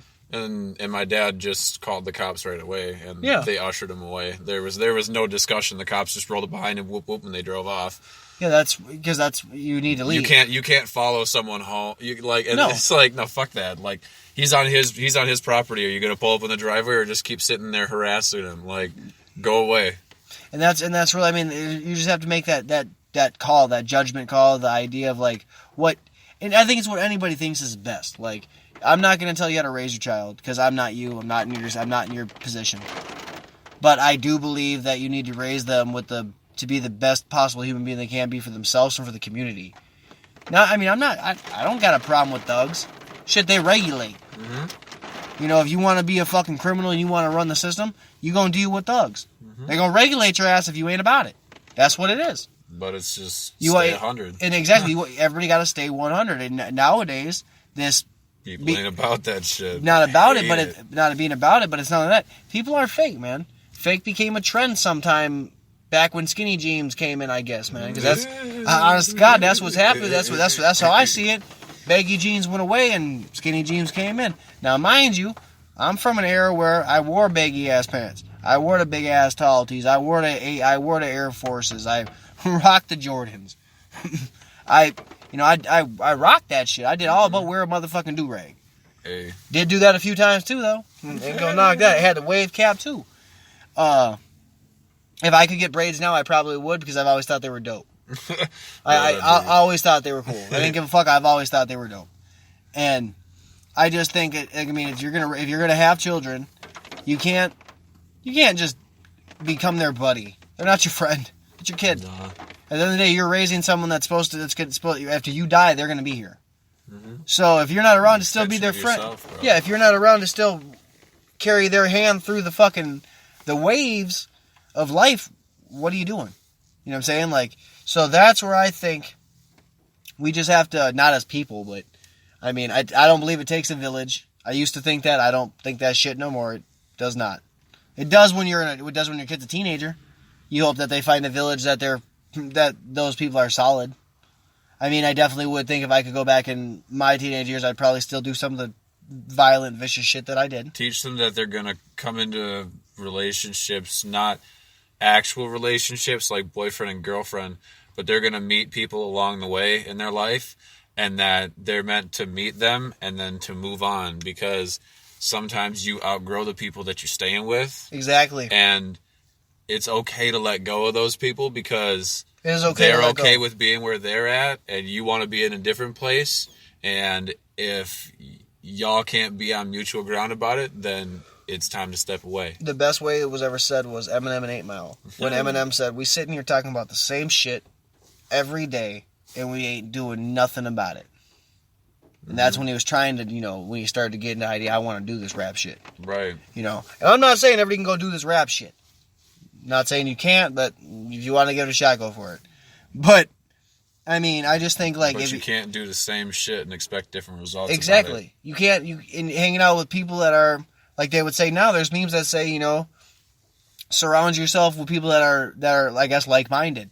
If you at any point, like once you've like you said, outgrowing, you got to find another group that's like-minded. Not that you got to ditch the old group, but maybe they'll catch up. Maybe they won't. They're going to go their own way, find their own thing. Sometimes they don't. And I remember my mom said when I was in school, some of the people are going to die. Some are going to go to jail. Some are going to end up in other countries. Some are going to end up, rich, poor, homeless. And I've seen the scale. I've seen everyone. I've seen some that are just doing fucking miraculous, going to Paris, Monaco, fucking all kinds of shit every year for fun. Mm-hmm. And then I've seen other ones that are begging for change down on Hennepin. You know, and not that, I mean, if I was, I wouldn't say what's up, you know, give him a couple bucks, but what do you want me to do? Right. I can't give you my couch, man. I got a full house. Like, so I just think, like, and I remember that particular friend of mine, his parents were fucked up parents. They didn't do their best. They didn't try. They smoked, I believe they're the ones that started smoking meth with him. I mean, there's certain things, like, you don't do as parents, like, I'm sorry, if your parents smoke weed, you don't smoke weed with your fucking parents. It's a respect thing. You want to smoke weed, go smoke weed with your homeboys. Smoke weed with your girlfriend. Smoke weed with your girlfriends. Smoke weed with your friends. Smoke weed with someone other than your goddamn parents. Just like drinking with my parents. I had one beer with my dad in my life, and that shit was weird. Right. I just was like, this don't feel right. Like, you're my dad. I don't know how to feel about this. I feel like I'm supposed to be getting stupid, but now you're making me feel weird about it. Like, because we're just sitting there talking about life, like, because I was going to college at the time, and I'm just like, you don't. I ain't done this kind of drinking before. Like, this is some real, like, this is some real life, like, you want to have a real life conversation? We about to eat dinner and have a beer. Like, I ain't ready for this. I'm not ready. And I was okay to say I wasn't ready. And I didn't finish drinking my beer. I think I had like a Coke, I finished with that. And I ain't had a beer with him since. But I just remember, like, it's not something I remember I respect. Like, I told my dad, like, I respect it. I'm not going to do that again. Like, it's not that I don't think that we could do it. It just feels weird. He goes, oh, I'm happy you felt that too. Like, you weren't never going to say nothing? Nope. Didn't think it was important. Good to know that your feelings aren't that important to you. You know, but I mean, it is what it is. And I just remember, like, those certain incidents, I remember thinking, like, even with some of my younger cousins, like, I'll smoke with you, man, but I ain't getting twisted with you. I ain't doing bumps with you. Nah. Mm-mm. Because I guess with family, I've always cut family out of what I've done personally. Straight up. Because I love you guys as family. I want you to stay my family, but I don't know if y'all are gonna listen to this though. And I don't want. What I always thought is, like, with every group you have an image, so you want to uphold that image. Well, you don't need to know that I be smashing bitches on the weekend. Why I'm going to church with you on Sunday. Ooh. That kind of thing. Yeah, like, I feel that. That's a mood. And that's where, like, okay, I'm not going to say a double life, because I don't believe anybody should live a double life. Mm-mm. If you got to put clothes in your backpack to not get your ass beat by your dad for looking like a hooker, you look like a hooker. Your dad's doing you a fucking solid. I'm sorry. I don't know what else to say. Oops. Like, and for guys, the same thing. If your mom tells you, do not buy that fucking piece of shit shirt. And the boy goes back and he buys that piece of shit shirt. And then he wears that same piece of shit shirt to school and he gets suspended for it. Uh-oh. Yes, that kid is an asshole. Why? Because he didn't follow the simple instruction of his fucking parent. They're not doing it not to look out for you. You want to put, if the old-fashioned rule, the kid wants to put their hand on the burner, they're either going to realize it's hot or they're going to touch it. If you have to experience that shit for yourself, Godspeed. Hopefully the road is not bumpy and you come out of it alive. So many people that I've known haven't. Yeah, boy. And I've known a lot of people that end up in a prison situation where you ain't getting out. Right. And if you do, cell phone's going to be like the size of a watch, bro. Like, it's going to be a while, homie. PS4 is going to be fucking size of a cell phone. Like, you done fucked up. Like, I mean, I've always told people I could do a 5-year bid, but anything over that, oh my God, I would freak the fuck out. Mm. And I mean, leading into this conversation, we're going to fucking end up with the, I know everybody's probably ever heard of it or played it. It's the What Would You Do? And that game, Would You Rather? Everybody's played it with their friends. Some variation, that. I don't know what it's called on the East Coast, the South, the West. I just know I've always called it What Would You Do or Would You Rather? And then my infamous one would be As I Am God, and that's where you basically just choose someone's life if they live or die. You can be a dick. Basically, a good old-fashioned example would be of that game is, do you want a house on Earth or would you like to go to Mars? And the latter would be, get a house on Earth, you live. If you pick Mars, you die because you can't live on Mars. So game over, bitch. You never got to start. I mean, they've always been trying. They're always going to sit there and try. They're going to be like, oh, we can inhabit another planet and whatever else. It's like, yeah, but Or we could just like knock it off, and we could start working on some real ways that we could counteract this shit. Let us have the hemp farms and counteract all of the paper industry. Like you could stop cutting down trees if you just let us grow weed in all of like fucking North Dakota. Yeah. Like you used a quarter of North Dakota that ain't fucking being lived in. There's a solid core that's not being lived in. Swear to God. I mean, and then same with South Dakota, or just anywhere. I mean, like out in Texas, they'd start having competitions to see who could have the biggest pot farm. Like there's dudes out there that got like Tiger World. Like the dudes got there are more tigers in dudes' backyards in Texas than there are in captivities in zoos across the world, bro. That is not a. I want to Google that shit like right now and prove that shit to you. That is a fucking fact. You're the one that has the phone, Oh brother. My God, dude. That is some Joe Rogan fact shit right there. I'm gonna have to definitely like go out of my way to look that one up. On that note, that having looked shit up. So me and my mom were talking, and she had said that. I think she said it was like it was in the thousands, but it was king. That penguins? The emperor penguins? Emperor penguins. That's what they were. Okay. They were on like a sheet of ice. Mm-hmm. All like they had their babies, whatever. A glacier or something broke, whatever. Sent like a big ass wave that flipped that bitch. So all them penguins died. That shit was crazy as fuck to hear. So then I got on the fucking computer. I got on my cell phone, started looking shit up. Looked it up. That article made me fucking cry. Bruh. Because Jesus Christ.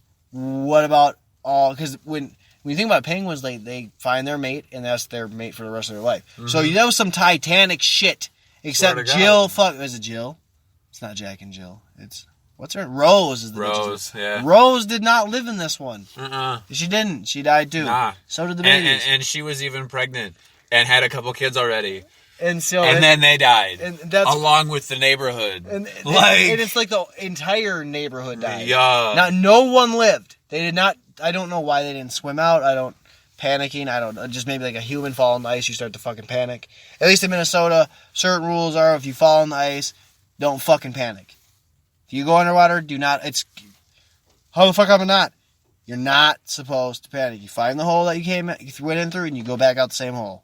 You don't try to fucking swim out and fucking think you're gonna live. You got like 30 seconds. That's why you can't panic. And before you fall in, you're gonna fall in. I fell in the water, through the ice, true fucking story, and I knew I was gonna fall through. Homeboy knew I was going to, was on his way sliding over to me as I went in, and I was able to grab his hand before I went into my shoulders. Other than that, I was like 5, maybe 6 blocks away from my townhouse at the time.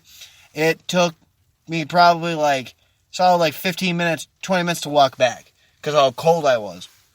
And that shit, I remember thinking like, damn, and that was in like a 30 or 40 foot deep, like little lake bullshit pond out at one of the Lions parks over here.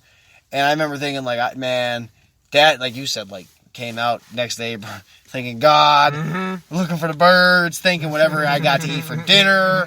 I was happy to have a door. I remember what a shower felt like. Oh, it was like that. So, all that, I remember that one. But on that note, we're gonna take a quick break. And we're back. And we don't know where we were at. Done packed a new steamroller. Got that purple monkey balls on deck. Thanks to the plug. Dude is legit. Always got them fire strains. He's just my guy. Hell yeah. During our little break, we was chatting. My guy got a question. What's the question? So, your opinion, what future would you rather go towards? One that has self-driving cars or flying cars? I would have to say, I hate flying, but self-driving would be stupid. Because I've been fucking walking for the last 26 years. So I would like to drive.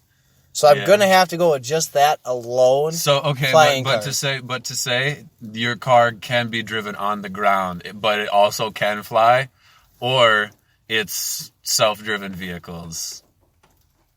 I would just like the option where you can fly or put that bitch on the ground. The self-driving one, that, you gotta be a lazy motherfucker to get a driver's license not to drive. See, like that doesn't like well, that then becomes the case with a lot of these like semi trucks, because they even have like a whole highway out in California now. Yeah, 300 miles of highway that has semi trucks that can be guided without a driver in it, because of the markers in the lanes and the sensors that they're using on some of these trucks now. I can't argue that, because I mean, as a trucker, I know some truckers, their backs are fucked after they're done with their career from all the bouncing up and down in the fucking seat. So, I mean, if you're able to fucking maybe do some extra trips where somebody can stay home for a weekend or not have to take that run because it's necessary, but still, you know, but it's on like a regular highway. Well, how safe do you feel with those sensors? Well, like, let if you want honesty on this one, I'm gonna give you honesty. Basically, right. Fuck California just in a hole. If we're doing anything that state's leading on, all right. We got issues. And I mean, their weed, top motherfucking notch. Got some amazing artists. I mean, underrated. Why do you think they're coming up with these ideas, bro? And I mean, then they should put the weed down. Like, if you guys are this lazy to roll a blunt and you need the car to go by itself, genius. Roll it. Get you a roller that can do it on the front seat, on the folded envelope. Imagine like we've been doing. Scenic touring you could do. You know what the problem would be? Is you're gonna have people like we can throw youngins in this. They're gonna be having self-driving cars and they're gonna be fucking in the back seat. taking mom and dad's car. You know, well, I mean, like, then you also got the safety factors, like I was saying about the sensors. Like if you get everyone having self-driving cars, yeah, like then you have to worry about like, well, what if they don't work? Yeah, well, what happens? What if they don't take care of the brakes? What if it stops? What if it just stops working right there in the middle of the road? Right, does everything jam up? How does the person get the car? What's the default? Yeah, like does it go back to being not self-drivable mode? And that's the thing is, I would assume like you'd have to put that function in there, but I would generally believe they wouldn't because they would be very cocky. Yeah. And believe... Dude, Honda's been selling like sealed transmissions for like the last 12 years. Like Uber made... Like when Uber's car... When they were doing the self-driving Uber... And the Uber ran a red light. Yeah. Like Uber was like... It was a driver error. This motherfucker is self-driving. The dude in the front seat was probably on Facebook. He's just... I don't know if it was a dude. I'm just presuming. Not that I give a shit either. It's only two genders in this bitch. So, on to that one. But myself personally, I would think if you have a self-driving car, I would think there'd be a lot more accidents because of the people that can afford it, don't want it. And the occasional kid that throws a rock over the fucking bridge and cracks your car. I can't imagine. What would that make you do? Would that make your car stop? Yeah, would you stop? Yeah. Or would you freak the fuck out because you probably aren't paying attention to the road? Like, that's what it comes down to for me, is are you actually going to pay attention to the road? Or are you going to be off in la-la land, looking at your phone, in our case, rolling a joint, a blunt, packing a bowl. Flying cars would be so cool. And flying cars would be fucking dope. Like a DeLorean. Not like Grand Theft Auto, where you can blow people up, and not just a DeLorean, but the DeLorean is an awesome concept. Because that shit looks smooth with wings, let's be honest. But I would just say that if I had a flying car, it would work a whole... I mean, that shit would be so much funner going over... Like, you motherfuckers, fuck this. I ain't stuck in traffic. Mm-hmm. And, like, granted, you'd have to be, like, one of the first ones with it in order for you to be, like, cool. Otherwise, you're just going to be another guy who has a flying car. You got to be the guy that makes it. Or the friend that promotes it, let's be honest. Because we do a lot of promoting. I do the shit for free. I'll share whatever one shit. I don't give a fuck if I think you're good at what you do. Whether you're whether you're a photographer, a rapper, a painter, a fucking... You could hang sidewall. And if I think that shit is... If you... Basically, I will share your vision, is the way I see it. I don't see it as like, we're definitely going to go off on a left field here. Because this whole conversation has been... left field. Like, game is done, people. It's done. but it's okay because we got some time left on this segment. I would say I lost where I was. It doesn't matter. I guess it does. I really don't know, but it does. I don't care. Let's just jump to the next segment, just because I don't know, and I'm high as shit. You seem like you're about this. You seem kind of excited, bro. I am. Like you're trying to figure out how to lead it. I am excited about this. It's okay. It's all right, bro. We're good. So basically, the next segment is it's a reaction on just some shit that I don't believe in personally, in the least. From what I know, my compadre over here doesn't believe in it either. And the reaction is a CNN contributor named Christine Quinn said that a woman who's pregnant, the baby's not technically a human, and she's going against the heartbeat bill. And if you know what the heartbeat bill is, which some of you might not, some of you do, I'm gonna just dumb it down, layman's term it. Basically what it is, after 6 weeks, the baby cannot be aborted under any circumstance. Now, mind you, let's keep this shit statistical and factual. 1 in 3% of the people that get abortions were raped, had incest happen, or molestation happen. It's not as common as everyone would like to throw that outlier out there to be. It's an outlier. I'm not saying it's right. I'm not saying let's dismiss it. It's still a stat. It happens. It does happen. But it's not as common as people make it out to seem. And that's the argument. That's the argument that the left is making. That's what I don't like about the left side. That's it. It just, they really get into it. I mean, I don't try to ever say that I'm right or left or saying whatever other ways, but it's just the way that the left has been just memorializing. There we go. Got it. Holy crap. That whole situation that abortion is just like, oh, it's our body, and yes, it is, but it's not all about the bad aspect of it. It's people who are having unprotected, unsafe sex, and then they're just saying, well, we can't afford it, so we might as well just get rid of this human life. And I don't feel like that's so sad that you're treating people like garbage. You're literally throwing away what could be a human life. Something that could have saved you, you literally just had yanked out of you. Something was given to you. It happened for a reason. You cannot tell me that everything that has happened in your life is not cause and effect to the point where that you are given what you can handle. Yeah. I would definitely say that. I know a lot of people get like this, but I mean, God doesn't give you something you can't handle. And I know they're making the choice to not want to handle it. And that's the thing is, I'm not saying you can't not want to handle it, but there's a lot of parents out there that can't have kids that would love to adopt a kid.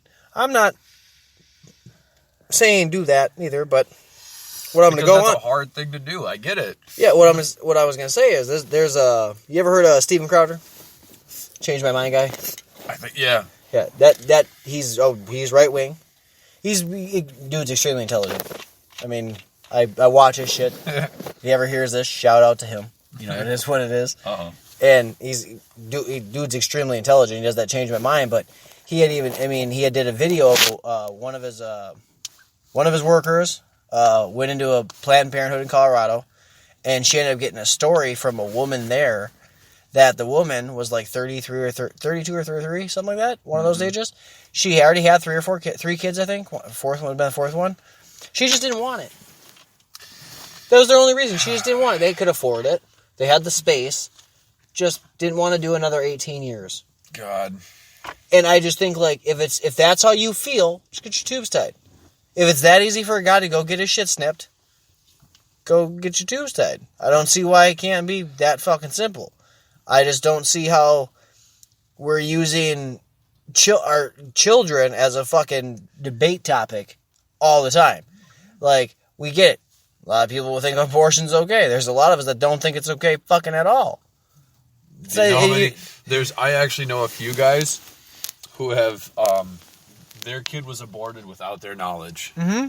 And like it literally broke them. Like, these dudes are fucking raging alcoholics and just depressed as shit.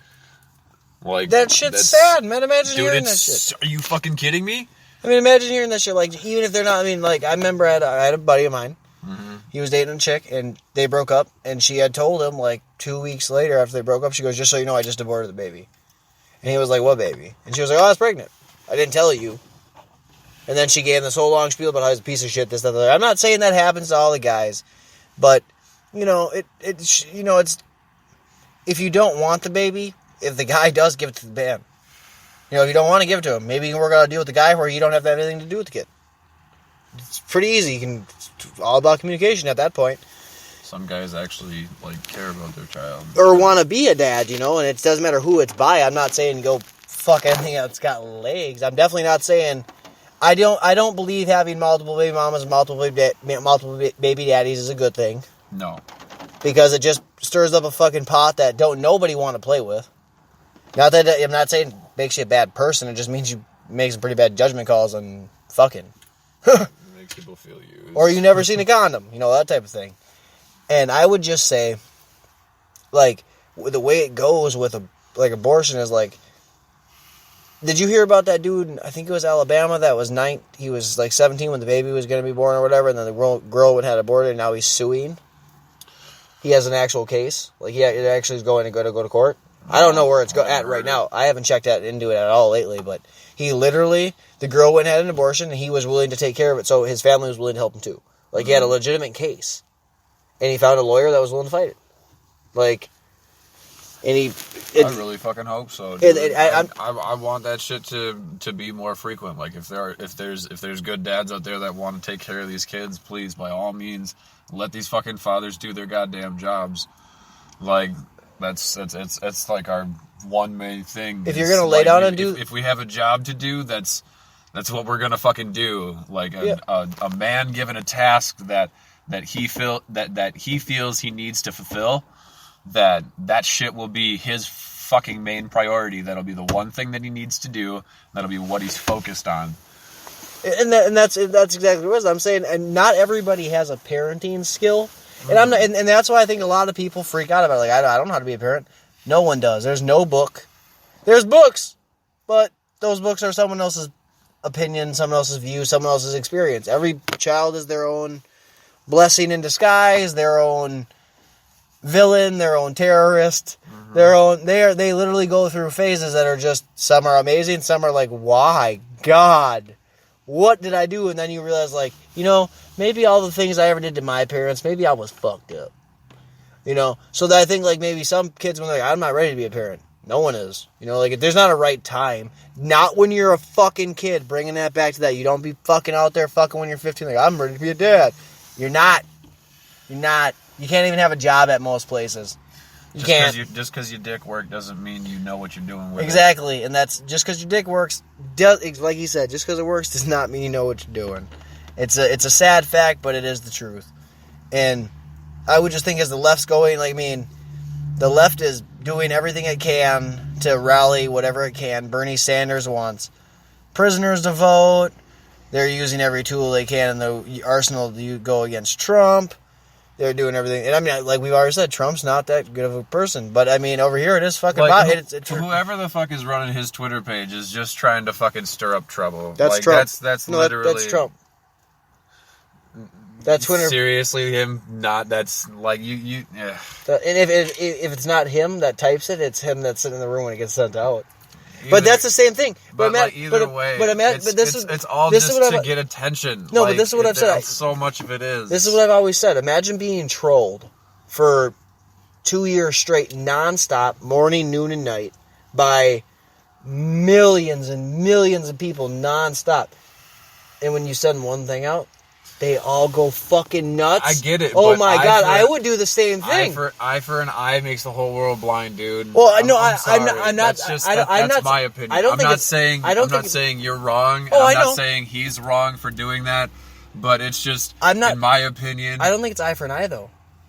But it essentially is. If they were saying don't run for president, don't do this, it's not something that you're set up for. And then now he's gonna sit there and actually stoop down to people's level and actually fulfill that. This last one. Okay, this is the only, because I could go on with. I'm not defending him, but he's only making himself look worse. What happens when he's not president anymore? He's still going to be a fucking billionaire. Still going to have security. Try to touch him. No, I'm not saying. I'm not saying his life will be in danger. Oh, it will be. We all know. Like, what the fuck is going to happen? Well, probably go back to you think his Apprentice show is going to come back on? No, I don't think he even wants it back on. I think he literally just going to go make more money. But what I think is I'm not. Like, I just think if I put myself in his shoes, I wouldn't want to be called half the shit I'm called because of something I said. We've all said things we never wanted to get out. You know what I'm saying? Like, it no matter who you are. You said something, you're like, oh, I shouldn't have said that shit. Doesn't matter who it's to, where it's at. There's something somebody says. And I'm not saying grab her by the pussy is such a good thing to say. No. But I think if you put yourself in his shoes, he has a right to strike back. You poke a bear enough, eventually you're going to strike back. And I'm not saying, like, I just think what they're going for, I just think they're using a lot of weapons that they don't know how they're handling anything. They have a couple of young bucks running the fucking Congress. It's kind of funny to watch. It's embarrassing, but it's funny. There's so much just. But I mean, it's just shenanigans. And then just to add, it's watch. I'm literally, when I'm watching some of these people sit there and talk to the press and whatever else after they have their debates, or even the coverage of them like having a discussion. It is literally like children fighting. It's tit for tat. Yeah, it's like, hey, can I ask you a question? Well, here, let me tell you why that question's invalid, and then completely come up with another point. Well, you didn't answer the question, so are you going to answer the question? I don't think I want to answer the question, so here's another thing I think we can talk about. Yeah. It's like, well, I don't know if we're gonna, like... But then that's like, it's both sides doing that when they're on either side of the discussion. It's like when the Republicans are coming at the Democrats, or the Democrats are coming at the Republicans. They both just kind of sit there and go, like it's the shrug emoji on both sides whenever they fucking get together and talk. Like, and that's because what the left wants to push. Let's be. We can be honest about this one. They're wanting to push abortion. That's what this started with. That's what we're talking about. They're wanting to push. They're wanting to make it to where you can have an abortion up until the baby's out the fucking womb. Right. How is that not murder? I'm not against. I would never say ever that would be okay. Like, I understand the heartbeat bill. Like, there's a heartbeat, it's a person. Like, I'm sorry. And I'm not saying you can't still make a decision, but there's making a decision and there's procrastinating on that decision. Exactly. And I didn't have this. Trust me, there's a will, there's a fucking way. And I'm not saying that you can't have an abortion and you can't make that decision. But if you do, you're going to live with that for the rest of your life. I know people that got into debt trying to, like, because she went and got her fucking second, third abortion or whatever the fuck. Second or third? Yeah. Oh my. Mm-hmm. And see, that to me, it just, you're not, if that's what it is, your second or third abortion, you should get your shit tied. I'm sure they can reverse it. It's 2019. Or at least you can identify that it's reversed. If that's what you choose. I'm not, like I said, this is no holds barred. If you don't like it, you can turn this shit off. I could give a fuck less really how you feel. The truth, seriously, this is real life. This isn't, I don't wear a suit and tie to work. You know, I'm not making these fucking decisions. But when you got people that we elected, I don't know how the fuck they got in, but people that were elected in, and they're pushing these bills that all but are going to piss off a majority of, I guess, my party, the people that I side with. You know, I'm not going to say it pisses off the majority of the world because there's a lot of fucking people. But I don't believe that a majority of the world would back the idea of having abortion at 32 weeks. I don't believe that. And if they do, whatever crack you're smoking, pass that shit. Because trust me, the homies who would love to hit it. It's not a joke. When you're talking about human lives, I'm not talking about a fucking man or a woman. I'm talking about a child. These children, I think, are blessings. I'm not saying all of them are. Some are fucking baby omens. They're fucking horrible. But guess what? They're still people, and they still do amazing things. That's what they do. That's what people are bred to do, is do amazing things. You find your niche, you do something amazing with it. Bro, I just read an article, like, out in Japan and shit.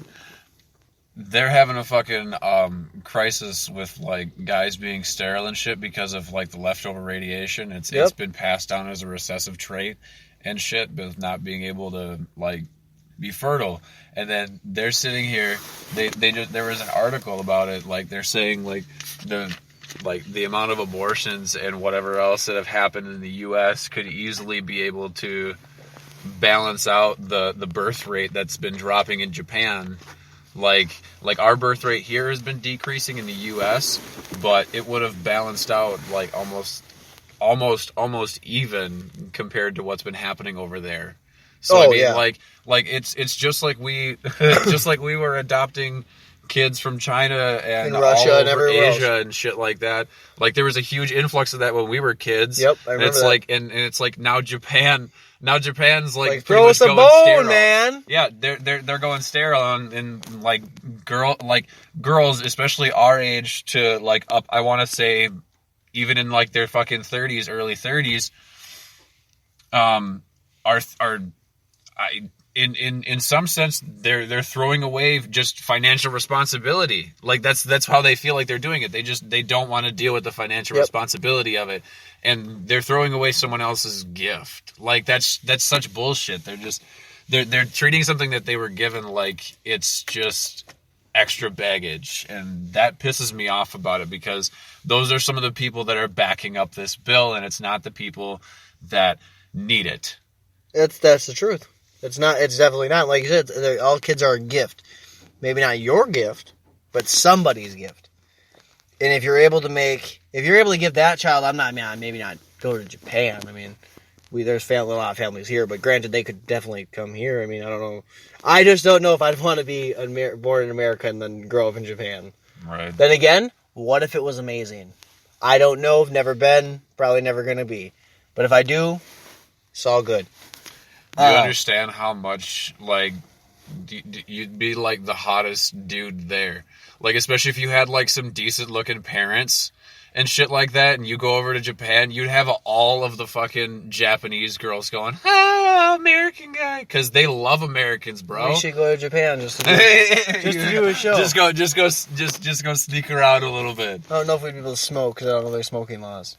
God, I don't even know how to find weed. I want to check, bro. How would we find weed? Either way, it's something that we could do. But there's got to be some. I mean, if they grow it in Afghanistan, they've got to have some in Japan, bro. And Afghani Kush, man, some fire shit. If you've never had the strain, it's even closer. So I mean, and I would generally just think, like, I'm not saying everybody that's on the left supports the bill, but it sure seems like a lot of them do, and it seems like a platform for them to use it as like, fuck Trump. Oh, we're about abortion. We need to get rid of your guns. Fuck your freedom of speech. I mean, I'm pretty sure I could name a few others. I'm not going to, because those are pretty much the ones that matter the fucking most. Your freedom of speech and your guns. Take away your speech, they're coming for your guns. They take your guns, they're coming for your speech. They go hand in hand. And I'm not saying you got to be religious not to believe in abortion. I'm not. But you gotta think about all the lives in that spectrum. Like, I'm not saying that it's not just your body, it's your choice. It's your body, it is your choice. But you might want to take accountability what old Fred boy thinks. His family might want to take care of the baby. What does your mom think? What does your dad think? Shit, what does your sister and brother think? Like, it shouldn't just be I'm thinking about this now, I'm going to go do this because I don't want it.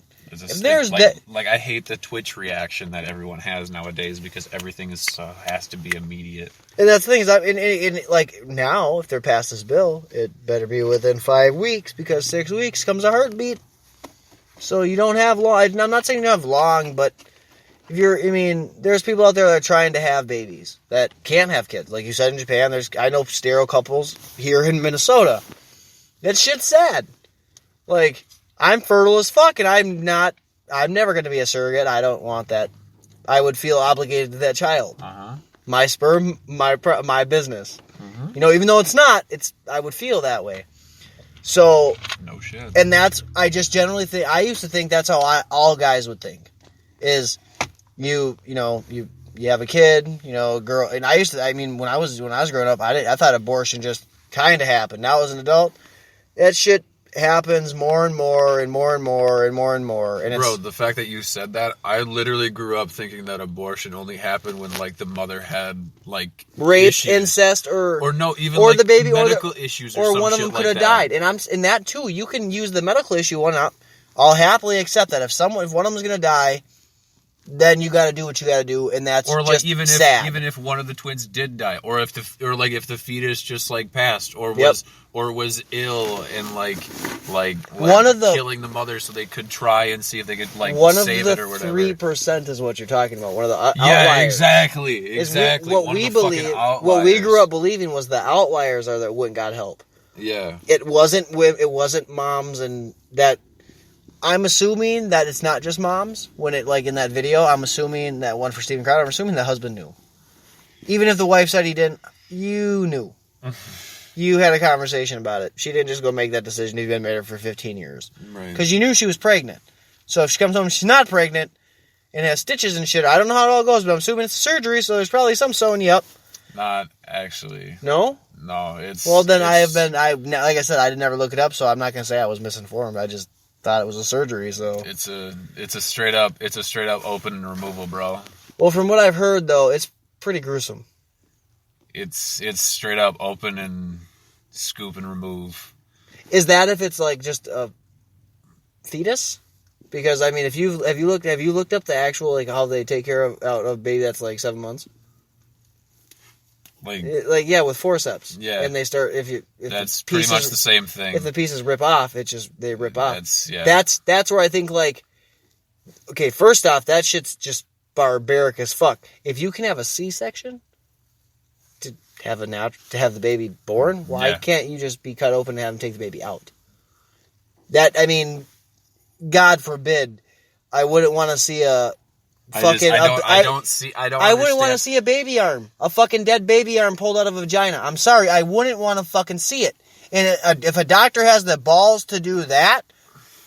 You are literally death. I don't want you... You are death walking the planet. I don't want that. I don't want that doctor near my mom, my son, my woman, me, my friends, their kids' kids, their kids' kids'. I don't want that doctor's family near mine.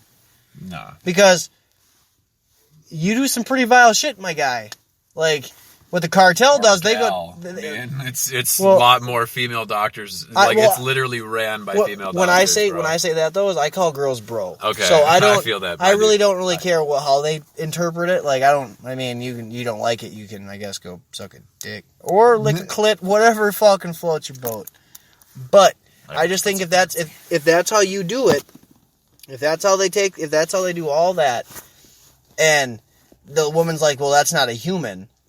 Well, what the fuck is it then? If it's not a human, what is it? Is it a raccoon? Is it a raccoon? Is it a rat? Is it a fucking bobcat? Is it a panther? Is it an alien? Is it Sasquatch? Like, Nick, tell me what it is. If it's not a human... You growing a meme? Something. And they're talking about it's a clump of cells. It's an extension of your body. No, it's not, because this is the way I see it. If you got murdered and you were pregnant, right? Let's say you were, I don't know what the thing is, but I'm sure, I think if they can find out you're pregnant, basically, it's the killing two lives. It's a double homicide. So, how the fuck, if the baby can be literally torn apart, how the fuck can that not be murder? I'm not saying you should charge her for murder, but it shouldn't be classified as something as like, it was just a medical procedure. Like, if the baby was going to kill her, then it's a medical procedure. But if she came in there like, I already have 5 kids, or this is my 3rd abortion. No, bitch. I'm sorry. This is not acceptable. Bro, a medical procedure is when they made a slit in between my ribs right here, stuck a tube in between my ribs and my lung so that they could reinflate my lung after I broke a rib, punctured my lung, and that shit deflated. That's a procedure. That sounds like some Saving Private Ryan shit right there. I was actually playing soccer. I was the goalie. I had a boy. Took one for the team. Hey, my coach said I could get pulled up to varsity because the coaches were watching and shit, so I tried extra hard. Dude still dove at me, and I saved it from it being a goal, but the dude's knee landed in my back, and I still tried to play the rest of the game, but my coach was like, sit down, you're trying to breathe and not really doing too well. I'm like... You're dying. You're dying Didn't slowly. go to the hospital till the next day, though. Had a fucking boy. He's like, I'm gonna I think I'm okay. And I was walking out of the hospital after my x-rays, and then all of a sudden I'm like 3 feet from the door, and my fucking doctor comes running out, wait. And I'm like, oh, fuck, what? Brings me back, shows me the x-rays. He's like, we didn't see it at first. Your lung is about, like, down to your 4th or 5th rib on the one side. I'm like, oh, that's cool. They're like, yeah, we didn't think about it because you had more than enough oxygen in your blood to be running fine. I'm like, are you kidding me? They're like, yeah, we would have never expected that. Because Token Tech is superhuman, guys. Dude, I was just doing all sorts of sports when I was growing up. Like, I was So you're trying to be superhuman. A little bit. He's an all-American hippie. That's what he does, man. Been smoking since 13 and running 2 miles in under 15 minutes since I was 12. He runs miles while he smokes joints. It just happens. That's my brain. He gets high while he gets naturally high. Gets some endorphins and sets the serotonin right. And I think on all that, everyone, I think we're going to call that one. It's definitely been a hell of a show. It's been an adventure. It has been an adventure. It's been definitely that. Again, like I've always said, it's an open platform. Anybody's welcome. Any opinions are welcome. You just got to have some facts behind it. We ain't going to post no fucking links. You can Google that shit. It ain't hard. You want to argue your side, you better fucking come with some correct facts because you know this, we know ours.